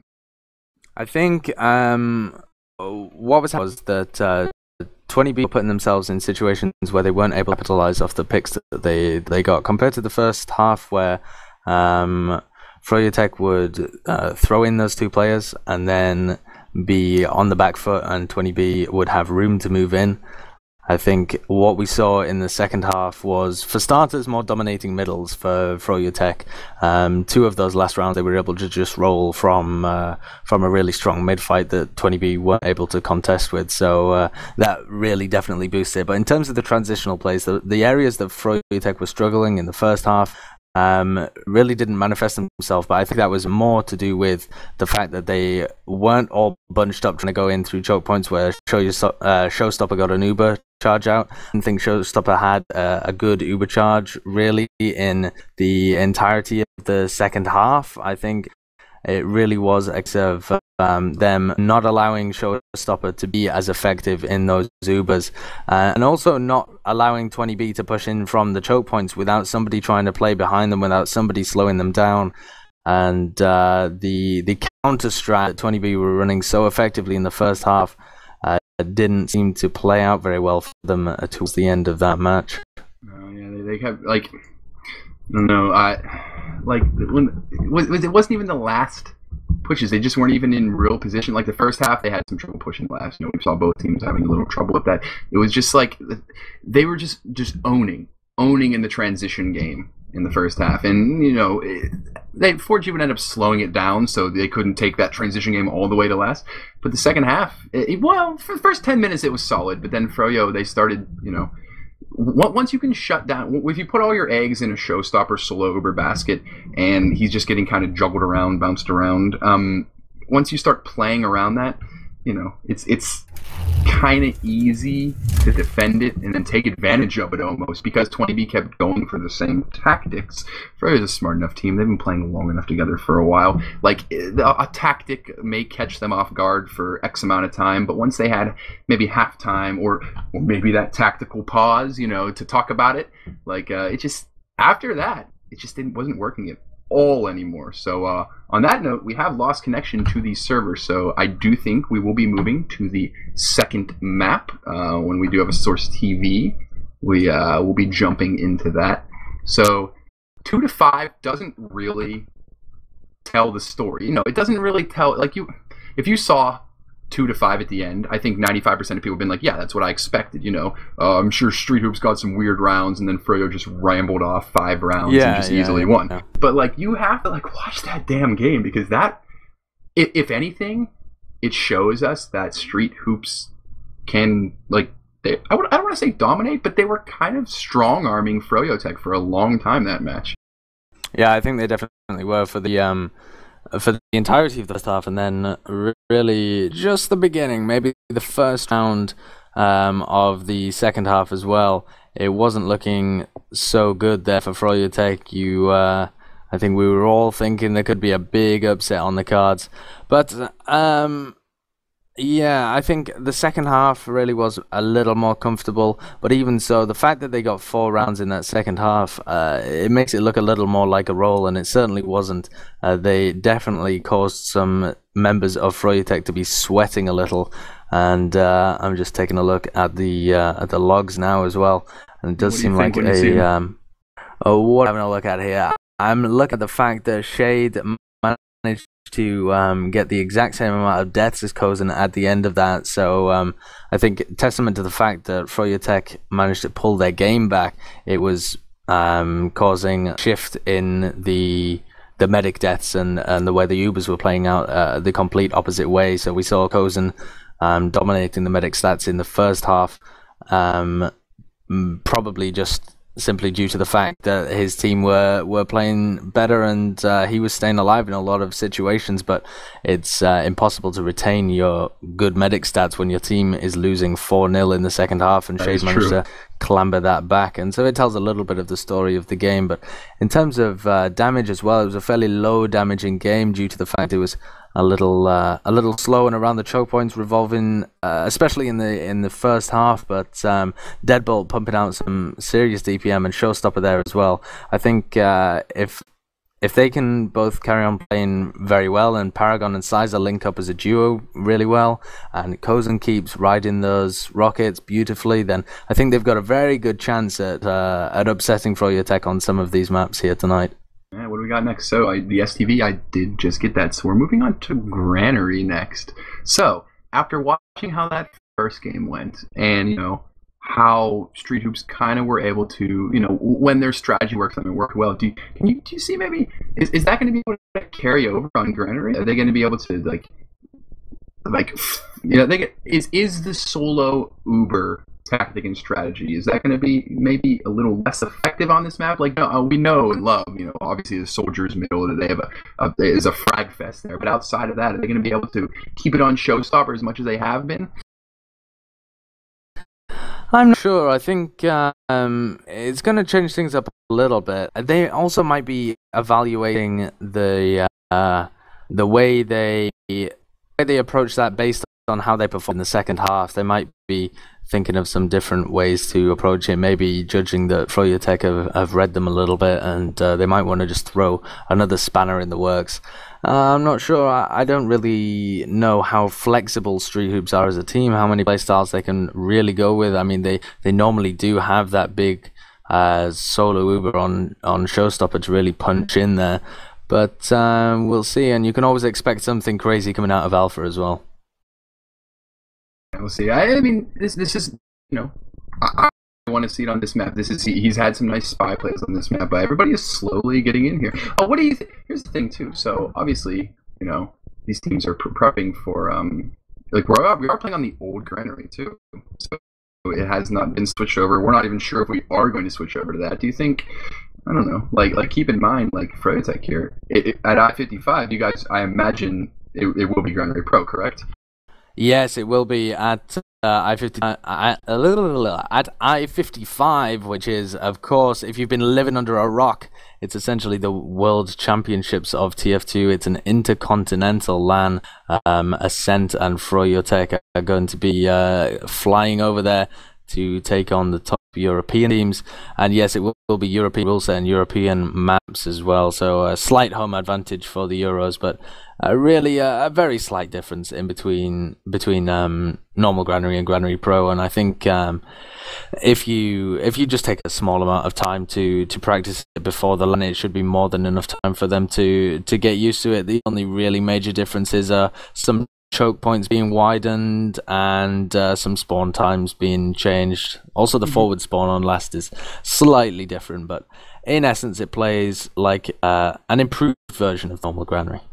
Yeah, from what I've seen, averaging matches and even in the show match, like I guess Ascent did get some practice because it was in the show match. They did play on Granary Pro, so they may have been practicing it a little bit, but the teams will, regardless. After the season's over, they will have time to prep for all the maps that they are going to have to play, when they end up getting flown to Europe to play our beautiful game of TF2. We do have 11 players currently in the server, so we're slowly in, folks. We'll be bringing you the second map soon. If you're just tuning in now, this is the ESEA-I. This is the upper bracket right now. This is a best of 3, which is a treat for us because we really don't get to do, outside of like playoff / X LAN time, like we don't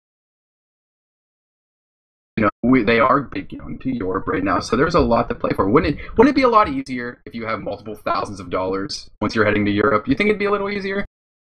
Absolutely, definitely. I mean, that is essentially what they're paying for. They're playing here for the money they need to go and compete at the World Championships and have a delightful trip over to England and experience the lovely weather and the great hospitality and the great food and compete at TF2. So for these guys, there really is all to play for. And also, I think it's a matter of pride as well. I don't think froyotech would ever be able to look at themselves in the mirror if they got knocked down in the first round of the upper bracket into the lower bracket there, into the losers bracket, when they are pegged by many to be the best team in the world, never mind in ESEA. So I think the fact that they lost, was it just one map, or was it? Yeah, it was just one map this season to Ascent, was it not? Yeah, just one map. The other one was a forfeit loss. So yeah, that was all. And that actually lost them their first place seed in the season. So I think they've got a lot to prove, frankly, in this ESEA playoffs. They have to prove that they're still worthy of that title of the best team in the world, and they'll be working on that all the way up to I-55 as well, of course. But this is the first step for them, I think, and it could be a real blow to their morale if they do any worse than first place here. As well, Ascent are going to be trying to play as well as they possibly can and really get that mental edge over froyotech and all these other teams as well. The other two teams that are in it here, Street Hoops and $5 Club, are just playing as the pure underdogs. Nobody expects them to win, but they can pull fantastic plays out of the bag when it matters most. They have the huge advantage of there being no pressure on them to perform whatsoever. It's pure, anything they get above like third or fourth place is just a fantastic result, and that opens the doors up for much more relaxed and enjoyable play where they can focus on their own play style, how they counter specific other teams, and they don't have to worry about their performance. It's true, yeah. As the coming into two lower seeds, like you get to focus on that stuff. You also get to play somewhat of a spoiler role, as we noticed too. So the main thing that I've thought about in regards to froyotech is, so far since they have made that swap in their pocket soldier, who, by the way, used to be on the team they are currently playing tonight, so that's also something in itself. They haven't been tested yet. Like, we did see them lose that one map to Ascent. Servo was playing pocket there. He kind of got the short end of the stick. Didn't have the best game.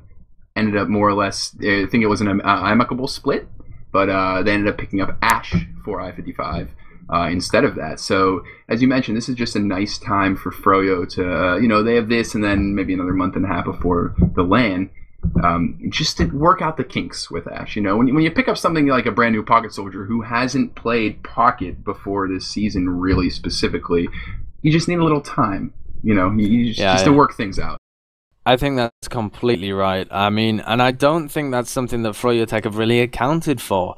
I think they're kind of riding the assumption that they are the best. I mean, it sounds a bit harsh to maybe apply a tag of them being complacent or a little arrogant, but it might just be that. I mean, you really need to dedicate time and effort to making somebody like Ash fit into your roster and play the style that you want him to play. And I don't know really whether they've dedicated enough time to it. Hopefully it's enough for them to perform as well as they want to at this ESEA, during these ESEA Invite playoffs. But when the time comes for I-55 as well, they'll need to be putting in that hard work. And for this matchup as well, the fact that he's playing against his former team is very interesting. Indeed. And lo and behold, here we are to the start of the second map. So once again, if you're just tuning in, this is the upper bracket right now. froyotech did take the first map, 5-2 in the end. So we'll see if they can carry that over, or if 20B can say, nah, we're going to 3 maps, boyo. So based off that, who do you want to open up with? Let's open up. We'll see if Showstopper can cause it. We can see if it cause a bigger ruckus right now. Demo man-wise, Dewan ends up going up top. Actually gets a decent damage on Deadbolt. Alpha going for a huge jump. He is sky high right now. Takes way too much damage doing that. Ends up picking up the small health pack. No, drops down. Blaze kind of gets denied midair. Ash with a shot on Alpha midair. God, that was beautiful. And Showstopper going down too. And they'll trade Ash's life for it easily right now. Sizer on the ground. Going on Shade right now. He doesn't really know where to focus right now. Red needs to focus players and they have this easily. Banny is caught out. Ends up going out. Shade is completely disconnected. Look at this. He's stuck in the Gurge and he can't really do anything about this. He's shooting some arrows, but he's behind an Uber percent now because of that too. He kind of fell out different locations than his buddy boys. If Sizer calls out that they're right here, they can Uber into them when he doesn't have his Uber yet. He's so close. He ends up getting it right now. Blaze is jumping in, going to try to make Red pop their Uber, have a really bad Uber right now. Ends up going down. What do you think? Do you think Blue needs to back out now? Yeah, I think definitely this is an opportunity for 20B to mash it in. But the thing that's impressing me so much is the way that Sizer and Paragon are so onto these Blaze Bombs. Every time he pushes, they're in the perfect position to deny him, and they seem to be anticipating it perfectly as well. It's like something they've rehearsed. They know it's going to be coming from 4G. And look at this again. They've managed to engineer a perfect solo Uber here from Showstopper. They need to get the players in now, though. This after Uber fight is so crucial. Deadbolt's been hung out to dry a little bit, and Ash is in. They need more players in now from 20B. They need to try and turn this into a team fight when they had the advantage and when froyotech were coming in through the choke point, but they were too slow to capitalize. They're actually trying to repush now, which is ballsy. They actually caught froyotech when they thought they were harrying them out, and that little rotate there perfectly caught Froyo. Oh my God. Fantastic stuff. Fantastic stuff there.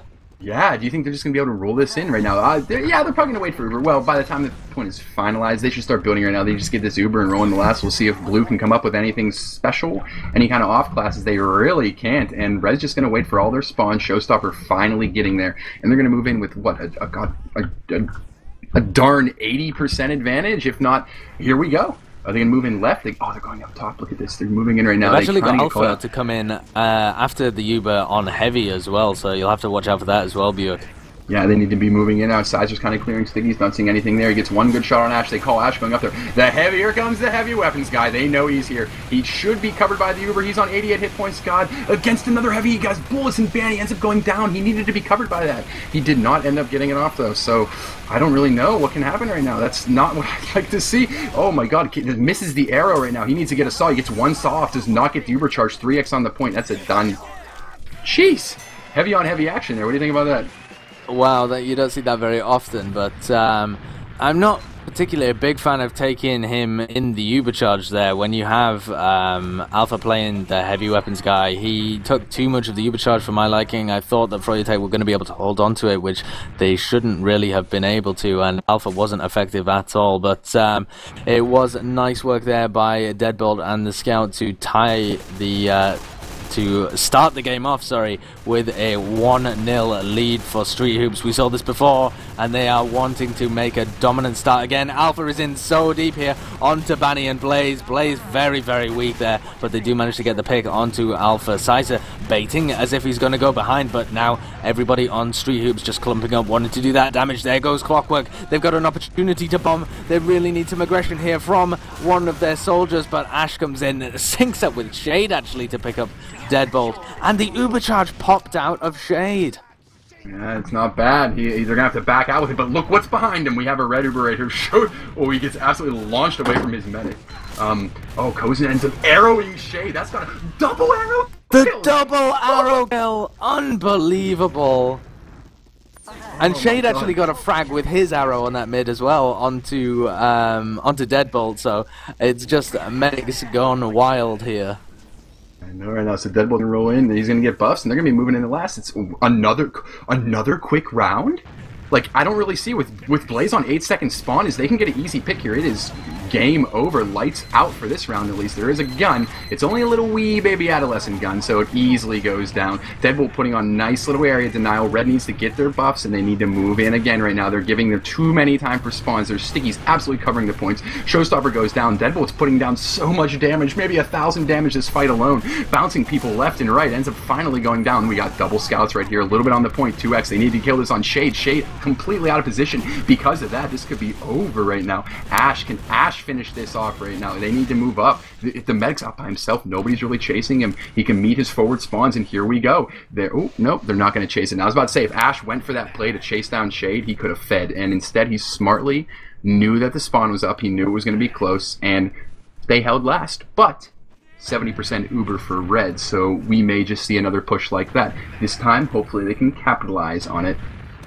Yeah, I think they made some clear mistakes in that last push, though. They had an opportunity to go aggressive and really just shut that round out and play the point, but they didn't take it. They were playing too passively. They were still scared of froyotech, giving them too much respect there. They're going to move in with the Ubercharge through the top now, though. They still have that huge Ubercharge advantage compared to Shade. Clockwork running the sniper, and they're going to follow this in with Paragon on the heavy. Blaze is in behind, though, onto Kozin, and they managed to pick up Alpha as well. This is looking disastrous once again here for Street Hoops. They just cannot convert their last pushes, and that is a full wipe with the Ubercharge. Blaze getting in behind there completely sealed the deal, ruined the crit heals onto Paragon, took down Kozin. A great play by the roaming soldier from froyotech, but they were doing perfectly fine with their previous last push when they had a huge Ubercharge advantage. They just didn't play the point in time, and that really is a bit of a throw there from Street Hoops. The score really should be 2-0, but froyotech managed to hold on. I don't know, so because of this, Alpha's going to deny them from the garage. They're trying to move in. They know where they're coming from. Deadbolt gets a nice little, maybe not a complete blind dead, but a called out dead on Banny. Banny goes down there, but they're moving in anyway. Blue wants to take this in.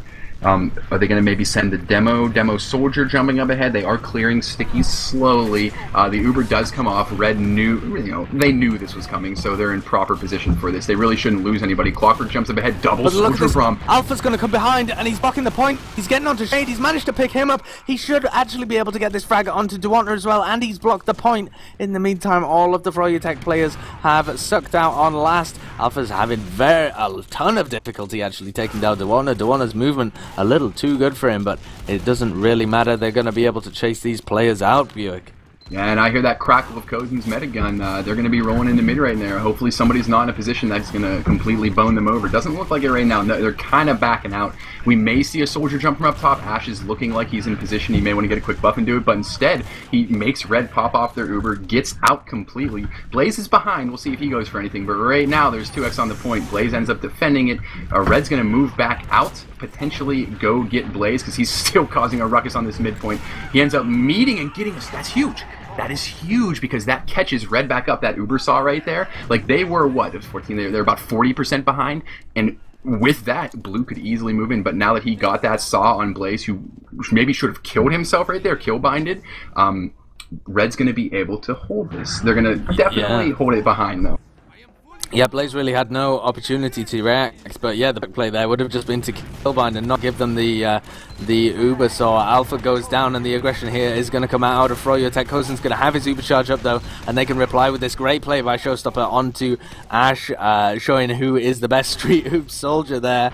And with Ash and Banny both down, that leaves a huge gap in the combo of froyotech. Paragon and Size are going to be making a lot of space for their team here, playing ahead of everybody, bullying froyotech back. But there's a pipe, a pill straight into Showstopper's face to take him out, and it's Uber v Uber, but froyotech have managed to lose control of Yard with that. They actually want to push left.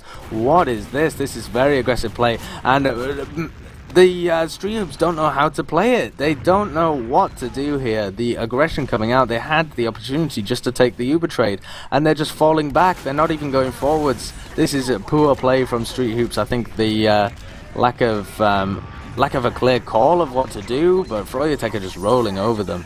Yeah, no, Kozen was retreating there. Yeah, like a little situation, ended up getting another arrow. What's that, 3 kills so far this half? So Kozen picking up another one right there. They're going to try to even block the point. They're sending in a soldier. Does not get the block on the point. Showstopper's just going to kind of take height advantage here. Does go sky high. Kozen does... Ooh, God, he got caught right there on the arrow. Almost catches Showstopper. They need to try to go for a play right now on the medic. Paragon's backing out too. They're maybe not going to get this. Paragon's getting buffed up. They can hold probably left yard here. No, Deadbolt does have a little trap over there, but they're not going to be able to have the eyes to blow it.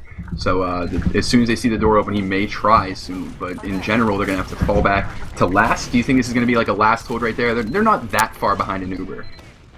Yeah, I think they're going to probably be able to hold this. They've got another 10 seconds till the Uber charges up, but froyotech probably want to be pushing a little quickly.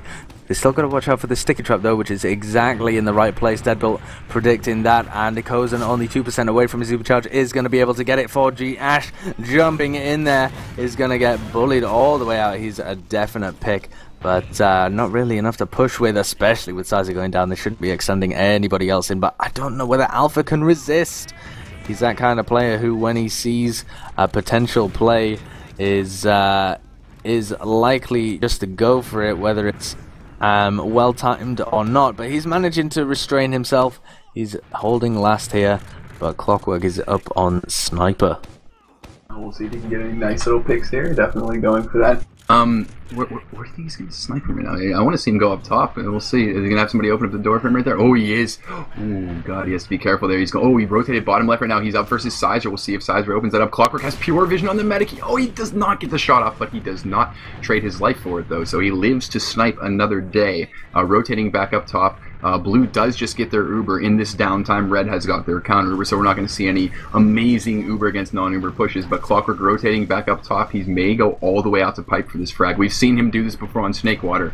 I don't know if his team's going to call him back. He ends up rotating down bottom left here. He's an easy shot on everybody. Red ends up popping their Uber there. Like, they were playing close. They saw Blaze come through and they had to pop it right there. Now they still can win this. That's not bad, except for the fact that... big sticky trap! Kozen and Deadbolt going down. That's the medic and the demo man, and the Uber is going to come in from top. This is curtains, BUICK. Easy point capture for them right there. There's really nothing they could do this point in time. Dewana on a 6-kill streak with his damn stickies right now. So just breathe on the point. Easy peasy, 1-1.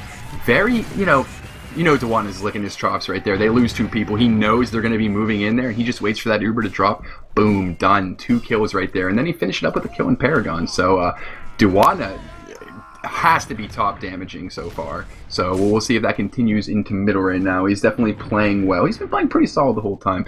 Decides to go back left this time. Throw a nice little sticky over there. Doesn't really deny anybody from moving up top because they decide to go on the bottom. Deadbolt versus Dewana. They end up getting some... Oh, side... Getting Sizer from going up top there. You can't have that happen. We'll see if they end up playing aggressive whatsoever. Yeah, Red's going to back out completely. Like, they knew once they lost Sizer, they were caught back in the left, back hole right there. You got to move out. You're not getting out of that without any kind of easy pick. And because they don't get out in time, Blue just decides to forego middle completely. Say, you are really slow getting out. Let's go get a few picks. Not 1, not 2, not 3. Let's just wipe your whole team. And look where Blue is right now, Sideshow. They're literally on last point.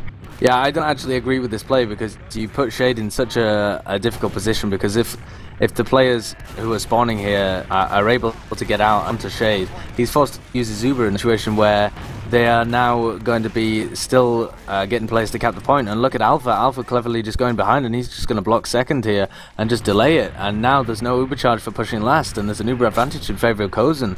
Really think that's a big misstep from froyotech. They shouldn't have been so aggressive, but they are going to be able to pick up the point on second, and in the end it's going to work out for them. So the aggression paid off for them in the end. They weren't able to stay alive there, the Street Hoops team, and maybe I just know nothing. Maybe that was a perfectly coordinated play. Tactics wise, I don't really agree with that either, because we saw them do the same thing on Snakewater and it actually cost them a point. So they're just running completely to last as they slowly cap middle and two, so it worked for them, but it's definitely risky. Let's put it that way. So moving to the middle of this next round, we'll see if I'd like to check out some Blaze Cam. He definitely had a good middle last time. He killed some stuff, which is really nice.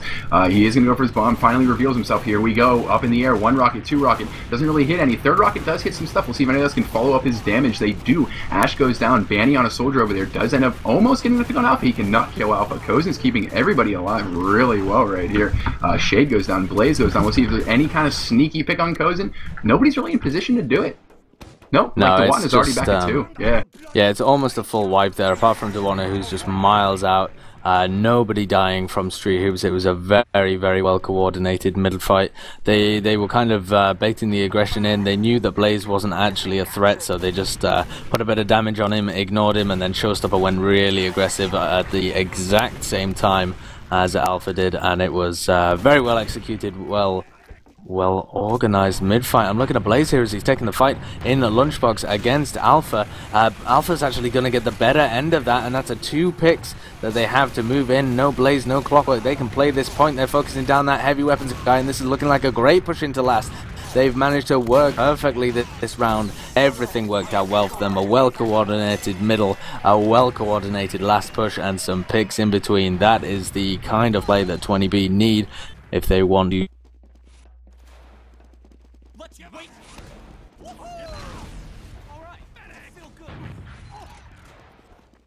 Again, he did decent last time. He put out some good damage, but nobody really followed it up. So we'll open up with the demos as per usual. Dewana decides to go top this time. Dewana and Deadbolt both top. The only thing is, the scouts are helping down. Really almost pick off Deadbolt. He has to be careful right now. Dewana is so low. Alpha goes down on more or less a suicide play. Blaze jumping in, doesn't really get much right now. He's on so close to the med. Kozen's up top. He needs to drop down. Maybe heal somebody. He's backing out. Kozen, with a very odd positioning being up top, really had his heal beam disconnected from most of his team. Deadbolt does not see there's a scout following him right now. This is bad. Oh, Kozen's going to last. He needs to turn around, shoot 1 arrow, 2 arrows. Clockwork doesn't usually lose these fights. We'll see if you pick off Kozen right now. He has help. He has Shade. It's over.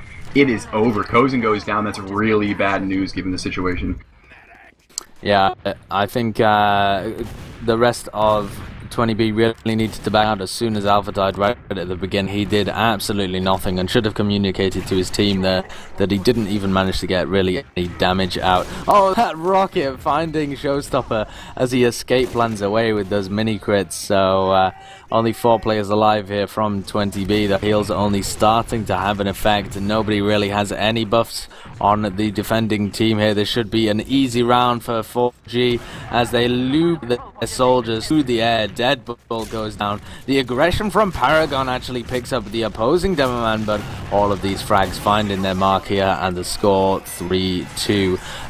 The aggression from Alpha on the mid was really well.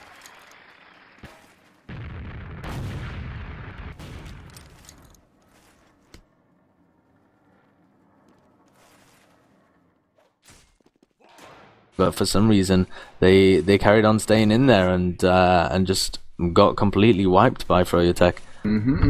Just like that. So we are on a half, my friend. So it's always fun to check out a little bit of the statisticals. We'll see what we got here. So a pretty good first half. Like Froyo, when they did win their rounds, it was like pretty quick rolls. But Street Hoops kind of answered back. Like 3-2 half. Street Hoops in any way, shape, or form, they are not really, that far behind this. A few mids go their way a little differently. Like every time Street Hoops won a mid, they they kind of roll into last pretty easily. So, you know, does that just come down to the Blaze and Alpha aggression? Like, who actually accomplishes something in comparison to who just feeds? Is that what we want to call it? Yeah, very possibly. I mean, Alpha's not having an impact on these mids really at all. His initial bombs are really feeding, and then when he's more effective on last, but he twice has been trying to use different off classes in an attempt to spice things up, and it hasn't gone well either way. I'd just like to see him play a little more default roamer, you know, on the mid fights instead of going for these huge bombs right at the beginning. Just delay until your team's ready to move across, and then try your huge bomb, or just a normal sized bomb, and just make sure that you have the coordination and the timing down. And on these last pushes, just stay soldier, and you'll be able to dominate the pipes and get out much more damage than you would have done, and cover a lot more ground than you would do on heavy or sniper. So it's interesting play from the roamers at the moment, but plays definitely with the advantage, in my opinion, on Granary for now. Yeah, for sure. Like, you know, when Alpha comes in, I've seen the heavy play work. Don't get me wrong. Like you know, it's the whole like let's Uber in, and you know we can end on our heavy, or you know our heavy's gonna soak up all this stuff. But like it didn't work once, it's not gonna really work again. You know, they're actually counteracting it with, we saw Banny come up as heavy a few times. It kind of shut it down a little bit. And Blaze going behind as well is the perfect counter to the heavy. But if you manage to get him before he gets his crit heals, he's actually quite a weak, squishy target. He takes quite a while to spin up, etc. So Blaze really counteracted that very well. Anyway, though, we have gone live with our second half. If you have just joined us, the score was 3-2 at the end of that in favor of froyotech. So we are going over to the next mid fight. Duwana getting absolutely demolished. Ash, so weak as well, is going to get finished off by Showstopper. Paragon picks a frag on that medic, so crucial, but everybody is onto Kozen, chasing him down. There's no way they're going to get out of that. And it's only really Paragon and Alpha left in it. Alpha could have a great opportunity here to clean everybody up, but I don't know whether he's going to manage it. Blaze and Clockwork so strong. Alpha getting that rocket, and the second rocket, the cleanup from Alpha. Wow. After we were just criticizing his play on the mid fight, comes in at the end there, and I was wondering whether he was going to be able to clean up, but that was perfect play. Kozen did go down quite a bit later than Shade though, so a bit of an Uber advantage here.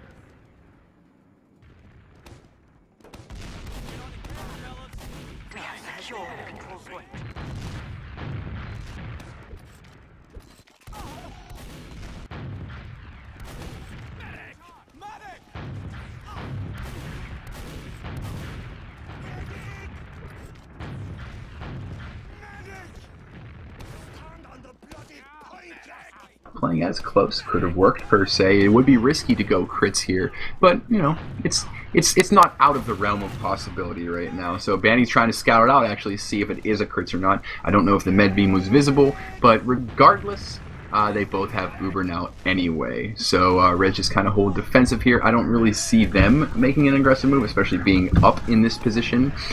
Somebody from Blue's going to have to get a little impatient, try to push in, maybe jump a soldier through the garage. Given where all the stickies are, though, we may not see that happen anytime soon.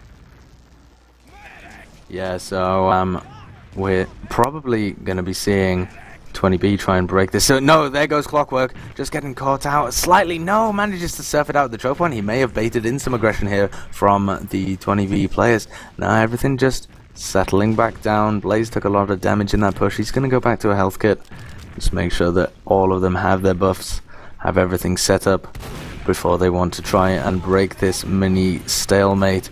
The onus really is on 20B. They are at a disadvantage in terms of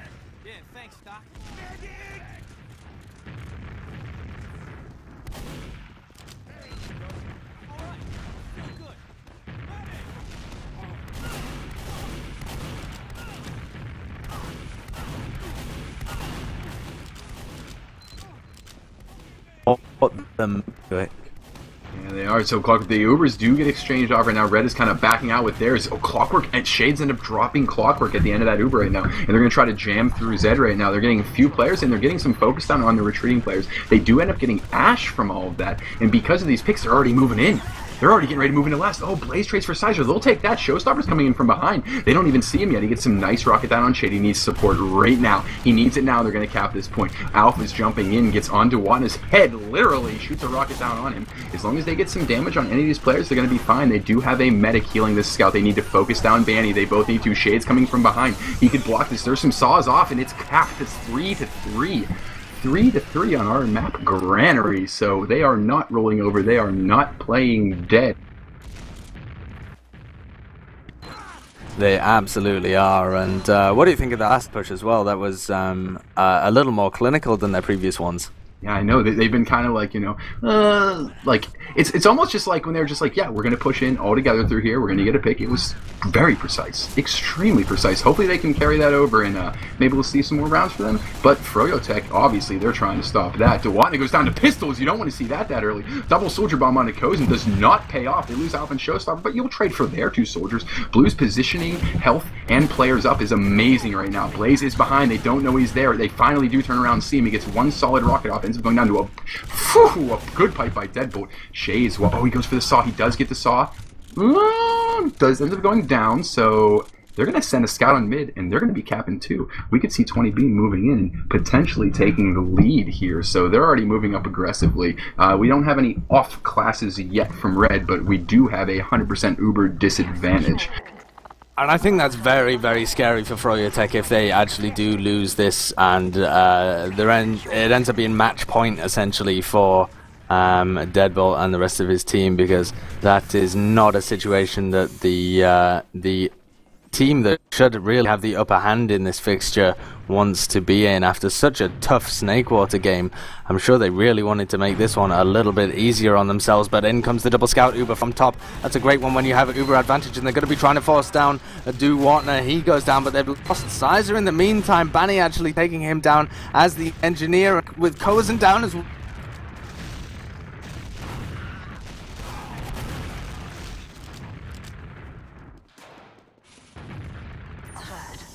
Control point is being captured. Medic there, Shade going down, but they lost the fight overall, and froyotech able to hold onto it. It hasn't gone to match point quite yet, and it looks like froyotech want to try and get back into this. Yeah, I know, like, we did see the double scout Uber from top, but on top of the double scout Uber, they probably only had like a 6-second Uber between all that stuff, because they had to pop a little early before they even made it through the top. And then at that point in time, it's like, let's just send our scouts in and see what they can do. They did take a little bit to kill Dewatna, and by that point in time, Kozen was out of position, didn't work out in the end. There was also a gun that they didn't get that fast. So Banny's playing aggressive right now. Oh, does go down. Wonderful pipe by Deadbolt. That's going to be huge. Shade down too. Paragon coming from behind. Oh my goodness. If Dewatna dies here, it's going to be a roll into last. They're pushing in right now. Dewatna does have no stickies up, and Deadbolt saying, get off my point. Alpha goes down. It doesn't make a difference though. So Blue's going to slowly start capping this point. They take down Blaze, who's in Z. Paragon comes from behind. Paragon playing absolutely out of his mind, in my opinion. And they're moving in already with this Uber. If they find some way to mess this up, I'll eat my hat, I'll eat my shoes, I don't care. They should easily be able to cap this. Showstopper on the point gets blown up as he's invulnerable. They just need to put a little more on the point. There's a few stickies right there. He's getting completely sticky bombed out. There's 5x on the point. 4 to 10. Oh my god, 4 to 3. Woo! What a crazy situation here. We have the match point for Street Hoops against the best team in the world, froyotech. Even though they're second seed this season, well, absolutely everybody expected them to be winning this this fixture here in the upper bracket round 1, and most people expecting them to win it in quite a quick 2-map fashion. But Street Hoops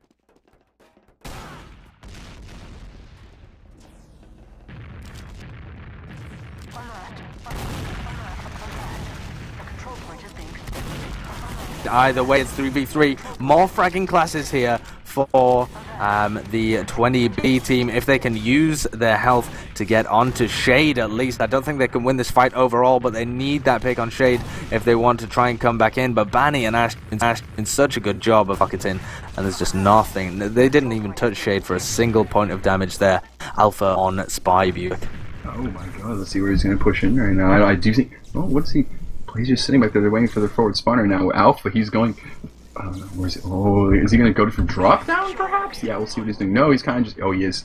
Oh, here we go. He's going to drop out the tunnel. You know Shade is... Oh, almost hits that scout when he drops down. Needs to be careful. He's going to sneak up in yard. He may go for the Duwana pick even. Duwana kind of knows he's there. Yo, Duwana expects something. He threw a few stickies there, obviously, to stop any scout, but lo and behold, almost got the sneaky spy. So Alpha's going to move in for the pick. It doesn't make a difference, though, because Red is moving in already in the last. They've got their Uber going off. The point does get blocked. Alpha's blocking his spy. He does go down. Clocker goes down, too. Blue gets their Uber out. This is going to be bad for Red if they drop a bunch of players here. There is a scout Uber charging. That's one pick.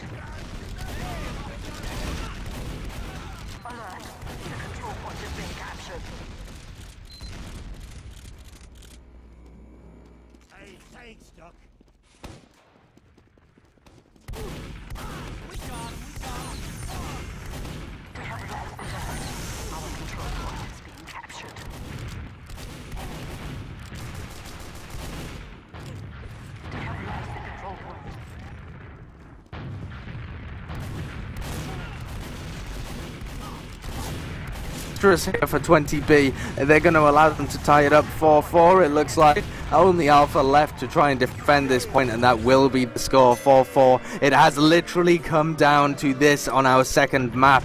If you have just joined us, this is 4-4. This is the upper bracket round 1 between froyotech and Street Hoops, and this has been a closer game than anyone imagined, has it not, BUICK? Oh, we are on to our 9th mid, and it's ridiculous. Take us away, BUICK. Indeed, indeed, indeed. Well, obviously, welcome to the demos. Duwana's taking a more safe route this time. He kind of got pistoled down last time. Deadbolt is up top. Oh, Duwana hits a sticky on 3 people. That's going to be huge because the med isn't able to heal Deadbolt. He's not able to heal anybody. Kozen's up there. He jumps down. Kozen should not be doing that. He gets bounced back. He ends up surfing Rocket. Blaze goes down. They got some aggression coming in from Alpha right now. He's causing a lot of damage over there. Shade's down. Keep these scouts alive and they will win this fight. Chariot the scouts. I've seen you do this before. They need to focus down Duwana. Focus on who's over there. Easy peasy. Just like that. Shade's down. You got 2 scouts up. Have 1 cap. Oh man, moving up into point 2. This could be it. This could be it. We could be going to a third map here. Absolutely, and they will be so hyped to try and take this one forwards. But in terms of froyotech's defense, I am actually anticipating quite an aggressive defense on second here. Froyotech are the kind of team where when their back's up against the wall, they really like to go in, and that's exactly what they're going to do now. But there's a real risk of them getting caught by the Uber charge here. Blaze goes down. Banny actually managed to escape there, but no, he hasn't. He's got caught in as well. So that's Blaze, Banny, and Clockwork down. It's 6v3, BUICK. They're coming on in. They are trying to take this to a third map. They just need these frags before the spawners come in 5 seconds. They need to try and play the point as well. Alpha gets the pick on the Shade. It looks like we're going to a third map here. And Street Hoops are going to take it 5-4 on the second map. CB Granary. God. Insane. I don't know what to say. Street Hoops, if I had 3 thumbs, they would all be up. Oh my god, we're going to a third map. Street Hoops, again, okay, English. I'll put words together. We're okay. I'm breathing deep. We're going to a third map in this upper bracket thing. So, Froyo fans, Street Hoop fans, I really hope you're, you know, get your damn popcorn, get your beer, you know, smoke whatever you smoke, just enjoy your life because we're going to a third map, baby. We absolutely are. What is the third map, actually? Let me see. We'll have to go and check. Oh my word! I really was not expecting that going into this. I really thought that this would be a 2-map bonanza here, and froyotech would have it locked out, but that just did not happen, even slightly. These games have been so close, and he really deserved to take that. Man, guess. Okay, third map wise, take a guess. What do you think? What would be an interesting third final map right here? Begins with CP. First word is metal. Second, well, I guess it's metal words. Metal. We're playing on metal. Metal process. I'm really bad at guessing. Oh, what could it be? CP Metalworks RC70. Yeah, we're going to Metalworks. A map that neither of these teams have probably played for an insane amount of time because they hate it. So we get to throw this big cluster of wonderfulness onto a map like Metalworks. Oh, I am so ready. This is going to be an incredibly interesting one. I can see people in the chat saying that Metalworks is a scout-heavy map, and Clockwork and Banny are going to dominate. But to be perfectly honest, apart from a few certain situations, Clockwork and Banny have kind of seemed like they don't have as much synergy here as the Paragon Sizer combo. They've been working together incredibly well, and I wouldn't write them off at all here, but it's going to be so interesting moving over to Metalworks and having a look at how that game goes down. I mean, we don't even play Metalworks in Europe, so my analysis is not going to be as on point as it possibly could, but I have played it previously in some seasons, and I've watched a few NA games on it, and it's going to be interesting to see how it breaks down. But you say it's not a very popular choice for the NA No, they teams. don't really like it. I think a lot of people scrim on it just because they feel obligated to. They definitely aren't happy with it. They more or less are happiest if their Metalworks matches are forfeit wins. Let's put it that way. So I mean, it's not going away anytime soon. It is one of our maps. It is kind of people's least favorite map in the rotation. Obviously, that can be argued, but I kind of want to see what each of these teams did on their Metalworks games. So we're looking at Froyo right now. They got a forfeit win against the Grime, and actually they only won. So they only won 4-3 against Cafe Monster, which was, what would Cafe finish, like 5th or 6th this season? So not an incredible invite team, but they're solid. Obviously IM winners. Now in regards to Street Hoops, let's see what they did on the Metalworks. They won 5-1 and 5-0. It was against Hawaii Beach Vacation and Champagne and Cocaine, so nothing to write home about. But yeah, you can't really analyze that kind of situation. Well, maybe can take something away from that. Maybe you can say that they didn't get the challenge that really boosts them to think about their playstyle. If you're just playing against the worst teams in Invite on a map like this, you're not challenged. You don't have to think about your mid fights. You don't have to think about the flaws in your game because you can just skill it. Yep. A little shout out to Marblr. Unfortunately, he has some internet troubles, but between the first stream and your stream, Sideshow, we're going to give you guys coverage. Obviously, you want to see this. Everybody wants to see this third map. So, some unfortunate internet circumstances. We apologize if there was some lag of that second map, but with our powers combined, we will find a way to make this third map work. Because how could we not? This is the upper bracket. Froyo with their back pushed to the wall, having to play Street Hoops on Metalworks. If you're on Street Hoops, you're lit. You're flying high right now. Like you're just like, we just did that. We can do this. We can knock the champions out of the upper bracket. So that's gotta feel good. Absolutely. I mean, this is a crazy situation for Street Hoops to be in. Frankly, it's just so. I don't think even they would believe that they'd be in this situation a few hours ago, or an hour. No, how long has it been? I've lost track of time. It's actually light outside. It's 6 a.m. for me here, and it's the light is coming in from the windows. There's people bustling outside. It's the beginning of a new dawn and a new day, and I'm casting some incredible TF2 action and not regretting a single moment of it. Oh, no, man, this has been good. So we're still. I'm just refreshing. I'm literally just like I'm like buying tickets to something that are about to be sold out. I'm just like refreshing the page. I gotta get the STV. I gotta get in there. I want to get in there. I want to be ready for this. I just want to like. I want to let Metalworks engulf me. You know what I'm talking about? So we'll see. Absolutely. Yeah, exactly what you mean there. So just be engulfed by the Metalworks. Yes, but of course. So let's see what we got here. Refreshing the page again. No, but obviously this is a great match, and we are, I promise, going to a third map. But I kind of want to see. I want to get some updates on maybe the other Ascent and $5 Club. I really have no idea how any of those maps went so far. So let's see. Oh, so Sideshow, Ascent. Or that's going to a third map as well. $5 Club beat Ascent on Snakewater 4-3. Ooh, That's boy. impressive. Yeah. That's I had a feeling that that could be the closer game of the two, even though essentially that is first seed playing against fourth seed. Am I right there? That should be first seed playing against fourth seed, yeah?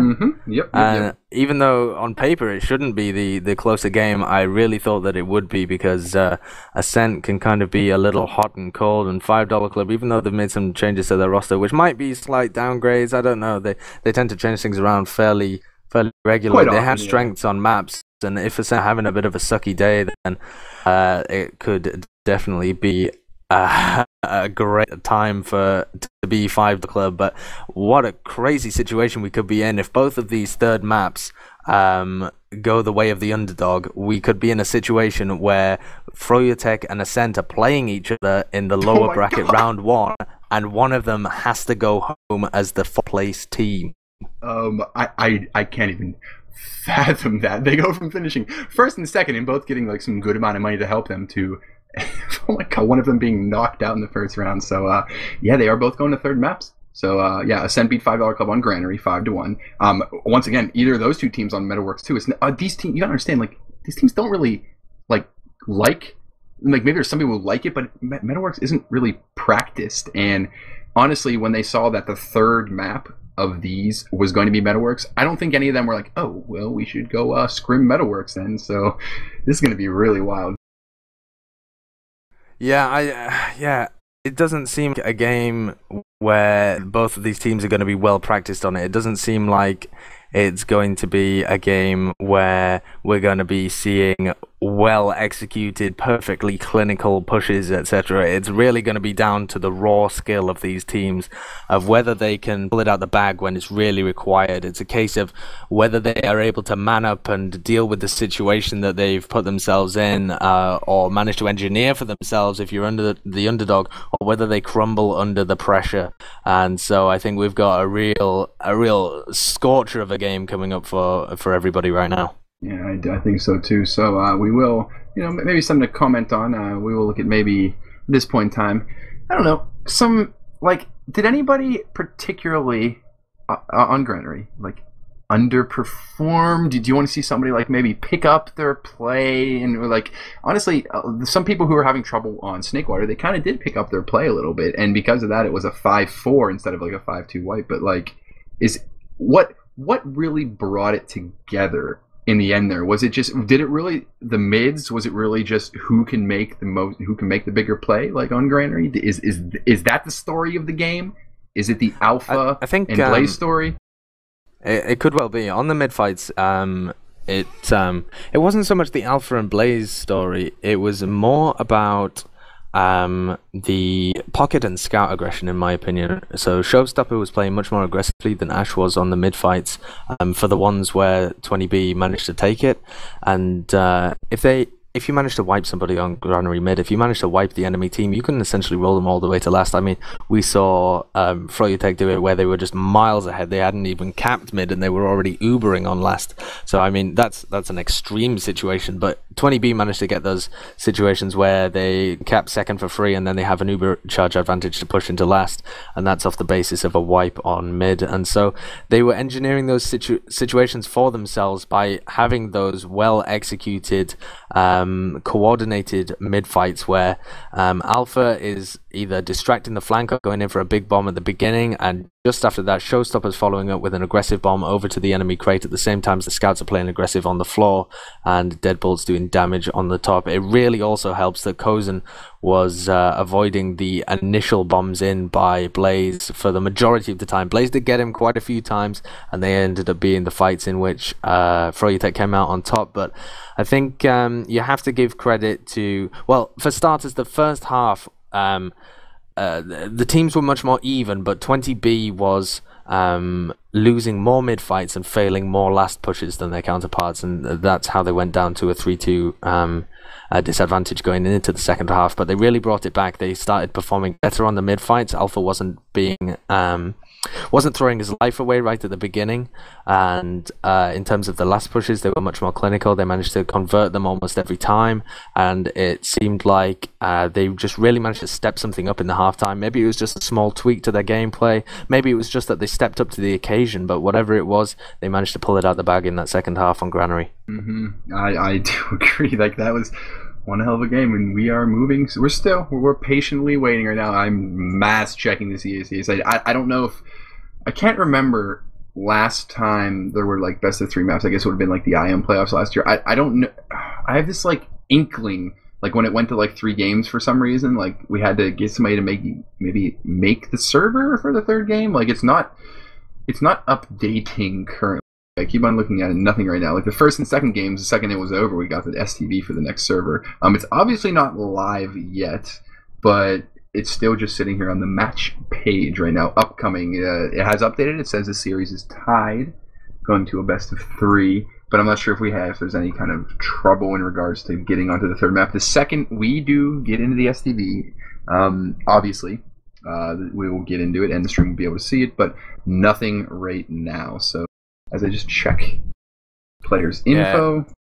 People just taking a small break, maybe. They have been playing now for what's essentially almost 2 hours, and really a real grind of a game, I think, for both of these teams. The fact that, I mean, both of these teams are going to be mentally and physically exhausted by the effort of those previous 2 maps. The NA system of a best 3 lasts so much longer than we're used to. Just speaking from a European point of view, each of those games limited to half an hour. It's essentially just the first half of your games, and then the second half is however many extra rounds you need to take it to 5. But it's an absolute marathon they're playing here right now, and I don't begrudge them a break, particularly if they want to talk through some strategy, if they want to refine their play, just to make sure that this next map we have is the best of the 3 so far.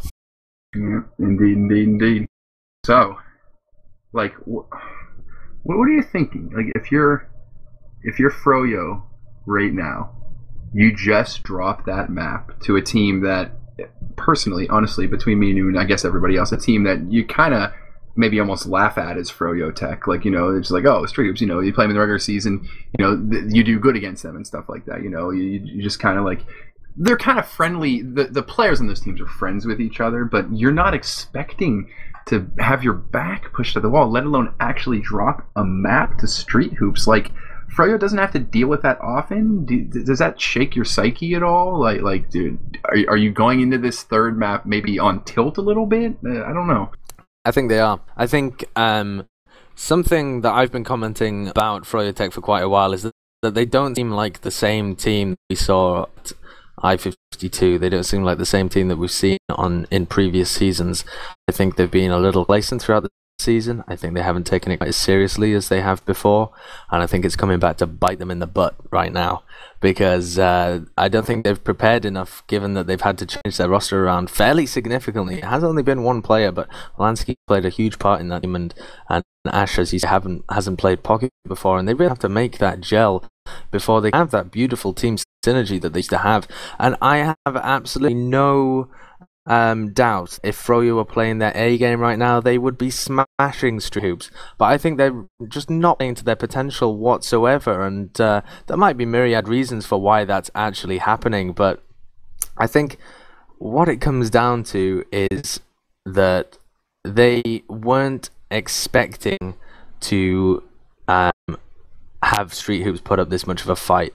Street Hoops know that they're going into this game with a tough opposition. They have the chance to kind of study them. They have the chance to prepare counter strats, and I don't think froyotech will have done the same kind of thing in preparation for this game. They will have just thought that they could kind of breeze through it, play in their own game, the game that they are the best in the world at when they're on their A game. But I think at the moment 20B have the measure of them. They're playing a game which works well against froyotech, and I can't help but feel that must have been pre-planned to some extent, because some of the things that they're doing, some of the slight tweaks to how they're working their flank, to how they're focusing down Clockwork, to how they're anticipating blaze bombs, do seem quite pre-planned and do seem like they're reading froyotech very well. And this is the kind of thing that froyotech normally, I mean when they're playing at their top, at their best, should be able to adapt to and should still be able to come out on top of fairly easily, but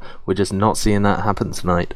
No, we're not. Like, as you mentioned, like, as we've seen throughout the first few games, like, you know, froyotech, they're so used to Clockwork and Blaze for them being able to open up extreme plays. And maybe it was the nature of Granary. Clockwork couldn't really get into position, but, you know, between the two maps, that's like the one is from Clockwork and I guess Banny specifically, like, they weren't really like any like massive superb game changers, which could be maybe the best NA scout combo and potentially maybe the best scout combo in the world.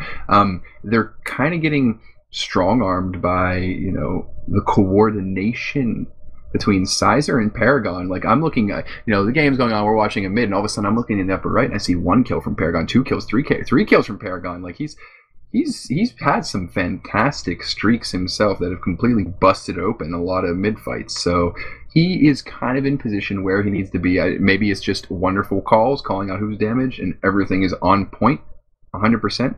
But Paragon is playing extremely well. I can just go through. I can go through literally the Street Hoops roster and just think of like really good plays that I have seen them do. Something I do want to mention though is kudos to Kozen. He still has it. Like, I know he's been scrimming with them a little bit, but like for Ninja Nick playing the whole season and Kozen just jumping in. You know, he did play. Him and Fragile did split medic duties when Elevate did have their undefeated season. So we do know that he has it. I've seen him play. You know. In person too. Like, I know this gamer can game, but he has definitely stepped up into you know, this position. We've seen some like slick surfs and stuff like that. You know, we've seen him hold Ubers when we didn't think he should, and it absolutely paid off. So I think he's in the zone. Yeah, I think so. I think Kozen has been absolutely bringing his A game to this. It's been fantastic to watch. He's given us a very talented performance on Medic. Just going back to what you were saying though about the scouts as well, because it's very interesting to watch how Sizer and Paragon are playing this. It's very much a blast from the past, in my opinion. It's two scouts working together as a scout combo, and that's the kind of stuff we really haven't seen for quite a while. But it's interesting the way they're doing it, because they're kind of melding a bit of the old style where you would have double scouts on the flank all the time, and they would consistently play the flank, and that would be all they do, and they have each other's backs, and they go in for the plays, and they make sure that they support each other, etc., etc. And they're playing a little bit of that, but they're also playing double scout in the combo quite often as well. So if they want to push, if they want to have a dedicated Uber push or a dedicated team fight, they'll switch those scouts backwards and forwards, essentially based on, in my opinion, where Clockwork and Blaze are. If Blaze is going in for a bomb, they'll play double scouts in the combo. If Clockwork's going for a flank, they'll play double scouts on the flank, and they are just never leaving each other's side. It's like they're holding each other's hands, but it's working perfectly against froyotech, and it's one of the biggest factors to why Clockwork can't really seem to get a grip on the game. He's putting up decent stats, he always does, but you normally see him really open things up for froyotech, and even though he's getting those picks, he's dying quite easily, and he's dying in situations where he would normally be able to survive or drag things out longer and draw people back and open things up for the rest of Froyo to come forwards. I think the fact that Paragon and Sizer are playing this double scout style really close together and swapping from flank combo is really putting the shakes on Froyo. But it is counterable, and the reason that most teams play with one scout in the combo and one scout in the flank is because you're risking it when you have these things happening at the same time. Your scouts can't cover both places at once, but Sizer and Paragon at the moment seem to be playing it very well, and froyotech haven't quite developed an answer. Okay, so now we talked about the tactics and techniques. Like, they are holding hands and they're playing extremely well together. You mentioned something you think it's counterable. So what does Froyo do? They just need to like really just take a step back, realize that they are getting this tactic used against them, and, you know, try to counter-strat the strategy? Like it is counterable. What does Froyo kind of like have to do to, because and any kind of strategy, you can use it to your advantage if you know it. You can exploit absolutely. it. So what do you think Froyo, whether it's one player, whether it's like Blaze, or whether it's Clockwork just playing differently, we've seen glimpses of it, but like, how do you go about maybe countering this strategy that Street Hoops is so employed? I think the first thing you do is stop sending Blaze in for these solo bombs. I mean, it's reminiscent of the HRG games where they would just send people in for, it's the tag bomb again, and he would just go in, and it's just that single roamer going in, and he's trying to, in this situation, trying to get past 2 scouts plus the pocket plus the demo, etc., etc., and it's just not worked. I don't think it's worked a single time. They've sent Blaze in on a single, just on his own, and so I think Blaze needs to. He's playing the transitions perfectly fine. He's managing to get picks on mid perfectly fine, but I think in these points at which he's playing in the combo, or playing ahead of the combo, or are in these stalemate situations and they're trying to break it, froyotech need to just reassess how they try and break these stalemates and just play with, Blaze with Clockwork on the flank a bit more, and try and have Blaze and Clockwork supporting each other so that Clockwork can't get, so that he Clockwork's often getting in, and he can sometimes convert a pick as well,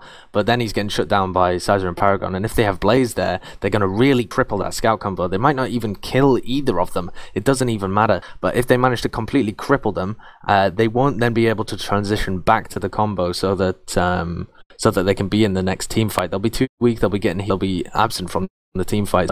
I think the real key for this, and I don't play at the level that these guys will, and I'm sure they might have a different counter to it, but in my opinion, what I would attempt to do is play Blaze a little more on the flank with Clockwork. When they're going aggressive, they try and go aggressive together, and make things happen as a unit of 2 and 4, rather than Clockwork trying to go in alone and make things happen at the same time as Blaze is going in on the other side for these attempts. I think they need that support when they're coming up against Sizer and Paragon playing together around the map. There we go. Like that makes beautiful sense to me. So TF2 is a very complex, deep game. I do actually like the fact that this is kind of fun. This is kind of nice that we get this much time to think about the last game, because you can really break down the strategies we saw employed, and the counter strategies that can go against it. Something else to note. So in the first half specifically, we did see Showstopper getting a lot of his, as they like to say, the fat solo Ubers that he enjoys so much. Now, it didn't work so well the second half in that first map, but it kind of, ended up working again on Granary. It's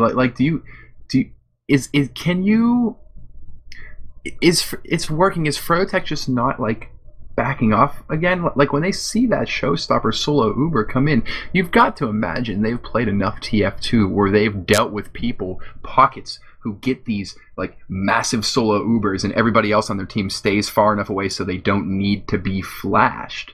Like, can Froyo take advantage of that more than they are? Like, there's tactics that 20B is employing, and there's counter tactics that Froyo can obviously use, but it's just not working as easy as it could. Is it just hard to stop that tactic? Is it hard to play around the solo Uber? Like, I'm not sure.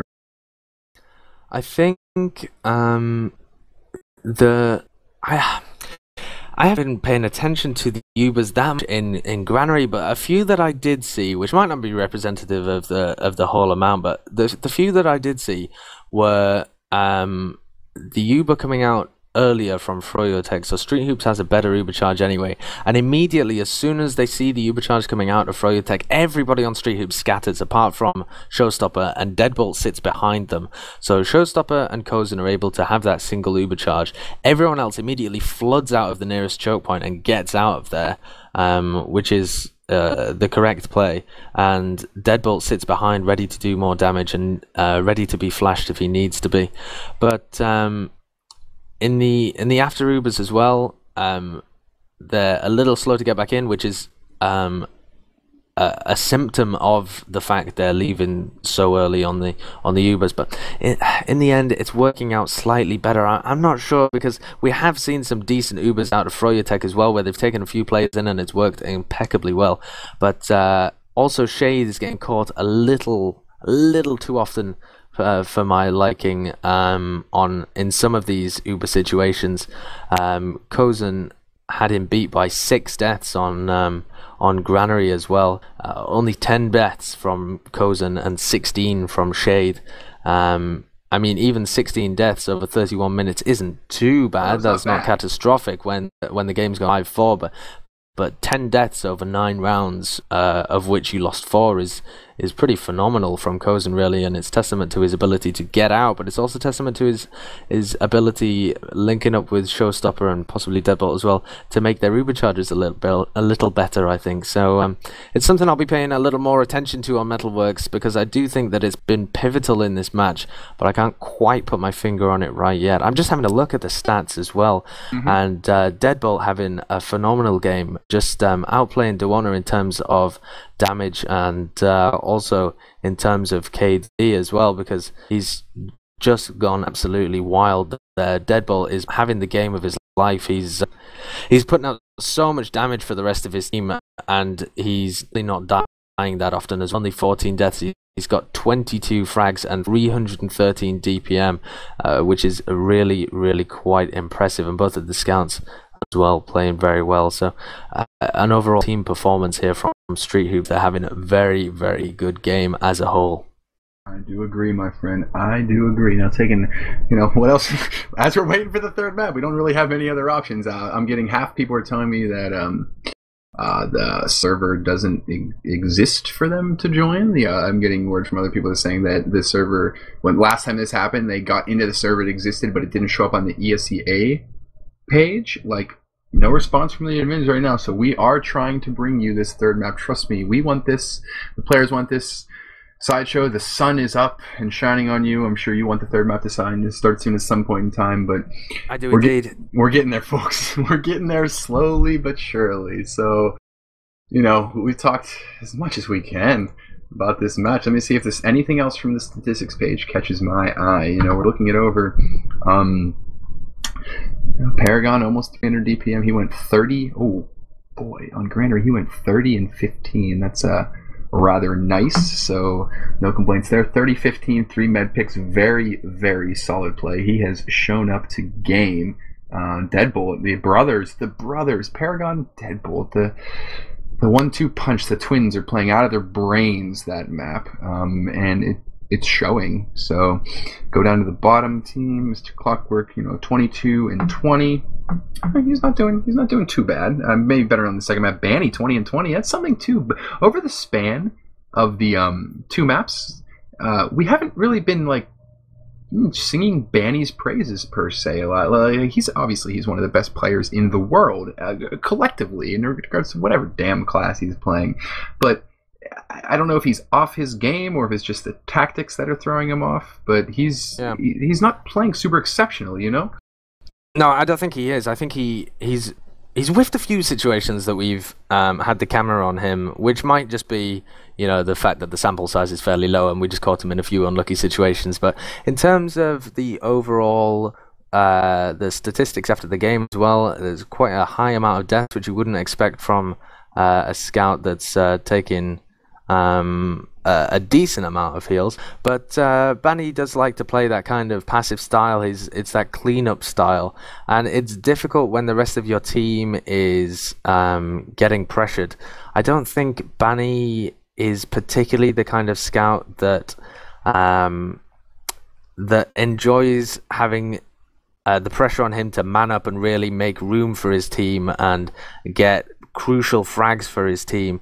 He loves playing that slightly more passive cleanup role where he can come in afterwards when everyone's damaged and just annihilate people when they're weak, and he's got a buff and he plays that role absolutely perfectly for his team.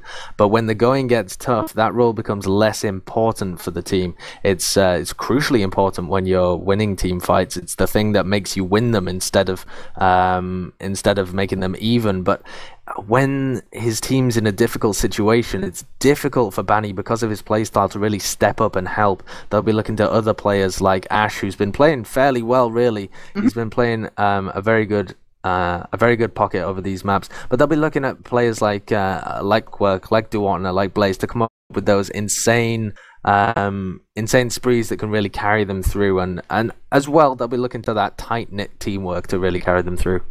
Yeah, that would absolutely help them so much. And as we did mention, the third map is Metalworks, so they're gonna be given full opportunity for this. Like if Clockworks had and Clockwork and Banny have not had maybe the best first 2 games or first 2 maps of their life. We're going to Metalworks. This is their haven. This is literally like if Metalworks oh my god, where the Clockwork and Banny, they have to be super happy about this. But nothing against their opposition. I'm sure Paragon and Sizer are feeling the same way. So right now, if I had to pick 2 scouts that are playing hotter, it would be Paragon and Sizer.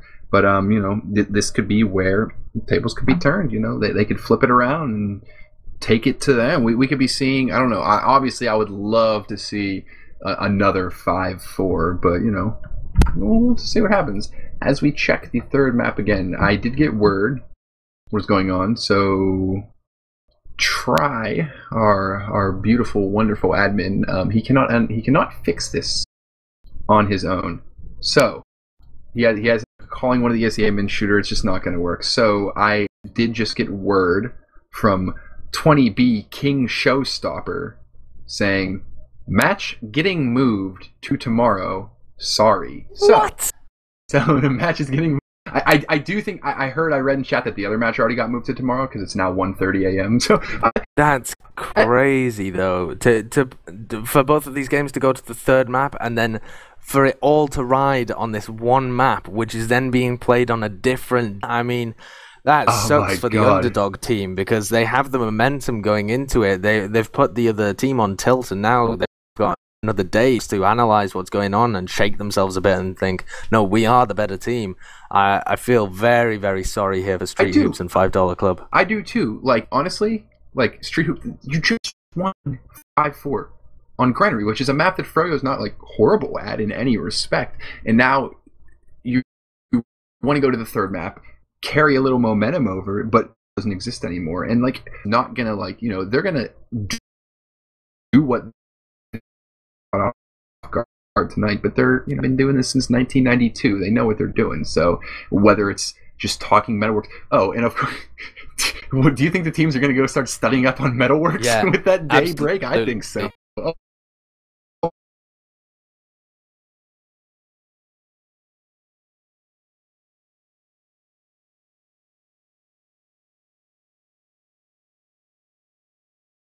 Clip who've come so close to knocking down both of the top 2 contenders for this LAN, and top 2 by quite a way, really. I mean, the Saloon page might have exaggerated it a little, but the public opinion was 90% in favor of Ascent and 94% in favor of froyotech.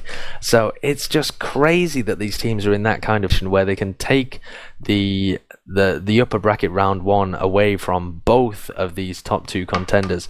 But for the top 2 here, for Froyot and Ascent, it's kind of, there's even more on the line because there's no way they want to be down in that lower bracket this early. No. They don't want to be at full stop, but there's no chance on earth they want to be down there that early. So they will be spending every waking moment from now until when it's played, reviewing the maps that they've just played, reviewing their previous matches on Metalworks, looking over Metalworks, scrimming Metalworks, looking at the mids, looking at the strats. It's just going to be an intense 24 hours for all of these teams and a nerve-wracking 24 hours. And then a series of incredibly hype games. I do actually hope that the maps don't get casted at the same time, because otherwise I hope they get staggered. It'd be nice if they stagger them so that we could see it. But oh well. So on that note, I'm still kind of like catching my breath and wrapping my mind around what happened tonight. But it's been wonderful. We've seen both upper bracket going to a third map. So if you're just tuning in now, which one, shame on you, because you shouldn't be tuning into a cast at 1:30 a.m. Two, if you're just tuning in, they're going to third maps. So we had $5 Club take first map, Ascent take second map, froyotech take first map, Street Hoops take second map. On to the third map we go tomorrow, Metalworks. So what else can I say about this? I'm mega hyped for tomorrow's Sideshow. Any closing remarks on your end? They are the maps that are just not to be missed. I mean, if you've missed any of the action today, catch up on it, watch the VODs, watch what happened, have a look, get in the zone for what's happening tomorrow on Metalworks, because it will be insane. And just